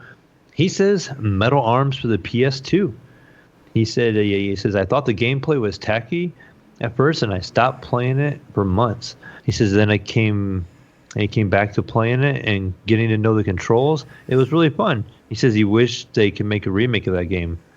And he said also one of my hidden favorite, Legends of Legaia on the PS. I'm probably butchering that, but he said it was a heavy RPG game similar to Final Fantasy with a different combat mechanic. He says the first mechanic was very weird, but I caught on to it and turned out to have an awesome story that made me cry at the end. Wow. I'm glad I gave it a second chance. I've heard of that game. And then also Metal Arms. I think I played that on PSP or Vita. Quote me on that. Ghost Nico says, Deep Rock Galactic. Tried it by myself and I hated it. Then I played it with friends. Awesome game, which we should play some more of it. They have added more to it. Yeah, we all have it on Steam. We need to get a game night going. Yeah. Or day. All right. For sure. Matthew Rowell says, The Witcher 3 for sure. It took me like 5 restarts, actually. But the 5th time, I was hooked. That game was a hard game. The Witcher 3 is a hard game to get to like start and then leave. Because when you come back, you forgot everything. You forgot to fucking oil your sword bullshit, the fucking meditation crap, the fucking studying the monsters. You forgot all that about all that shit. You know what I mean? But if you play the game from like the beginning, you just keep playing it every day, you'll always remember you got to oil your sword, you got to do all that shit. You know what I mean? And you know, the other thing too is with your items. I think that's another great thing about this game, where it's not just like common items. You don't. It's not like a Fall or an Oblivion game. You know, you don't have cups and armor in your inventory. It's all kinds of other shit that you need to manage. Yeah. Brian Hopkins said the same. The Witcher. Yes. Pretty much. Kaito Oland says Dragon Age Origins. I remember watching a friend play and thinking it looked like hot garbage. He left me with it to try it while he stepped out. I went home that day and immediately purchased it. Top 5 for me. That's crazy. That's wild. Yeah. Richard Jimerson says Assassin's Creed 2. Said he got mad that he couldn't just kill anyone. I wanted that he wanted. But then on giving it a second chance, I figured out I can just knock people out, which was just good for what I was trying to do. And I gave the game a second chance, and it changed my soul. Nice. Our guy Ryan Gibson, he's saying Children of Morta. That's which, guys, it's on Game Pass. Hey, check it out. Played it. It's a good game. And he says when he first played it, he didn't like it, and then he had to start over and put it down. He says, and he came back to it a few weeks later and played the crap out of it.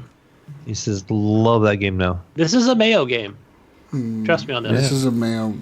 Yes. I feel like Ryan Gibbs over here, because I did play it like 2 days ago, and I only got a little ways in, and I put it away and went and played Plague's Tale. So Kyle Wilkie says Witcher 3, played it on an old save, no idea what I was doing, started it again. See what I mean? You cannot fucking play this shit on an old save. You gotta just stick to it. Right, because you're like, what mutants did I have? Yeah, what the fuck? Mutations? Yeah, what mutations did I put on or whatever the fuck? And who's the witch? Set? Who's this witch over here? Do I have to kill her now? What's going on? Who's this Geralt guy? What the fuck is this Geralt guy? What is a Witcher, by the way? Nobody knows. Who is this Witcher guy? What the fuck's he doing on my screen? Throw a point to your Witcher. All right, no singing. Matt to your Witcher. Matt says just started playing Destiny 2 after it's been like 2 years. Really getting into it. I mean, there's a lot there to like. With the 2 big expansions that they have. So, and being right, last one. And the last one we got from good old Bill Gardner II. He says Jesus' his favorite game, Death Stranding. And he says, just kidding, that game is still garbage when I tried to go back. Asshole. That game is amazing. Game is amazing. Anyways, that's all we have for the community answers. Thank you for answering the question, people. There's a new question this week, apparently. Gunny has it. Go, Gunny. Well, I had 2 of them. Let me see. It is... Where did I put it? Okay, so... I think I just keep it basic and just want to know if you guys prefer solo or multiplayer games. You can also give examples about what your favorite multiplayer or solo games are. So that is your community question for next week. Make sure you put it in the group so I can... Whatever the fuck. You know what I mean. You got it, bro. Anyways, you can follow me on Twitter at Jesus Walks Out, on Xbox Jesus Walks Out, on PlayStation Jesus Walks Out, on everything Jesus Walks Out, pretty much on Steam Jesus Walks Out, on Epic, all that good shit. Add me, people. Let's play games. And shout out to Starbuck United. She added me on Xbox, sent me a message. You're awesome, Starbuck. You see the support that you leave us over on YouTube. Great person. Thank you for being part of the community. Oh yeah, Starbuck United. I did. Starbuck United, bro. Left a review on iTunes. Says Jesus is the best, Gunny. What? I'm just kidding, Gunny. I'm just kidding. Thank you, Starbuck. Starbuck, you're awesome. I did get your friend request. I did add you on. I think it was Xbox. Yeah. Anyways, yeah. Where can we find you, Mayo? And Discord. You're going to find me, the typical on Steam, Origin, Uplay, all that is the Mayo one, and on Discord as the Mayo. Hey, guys, go over and follow me on Xbox One X. Even if you got an S or an OG Xbox under gamertag Gunny Chief.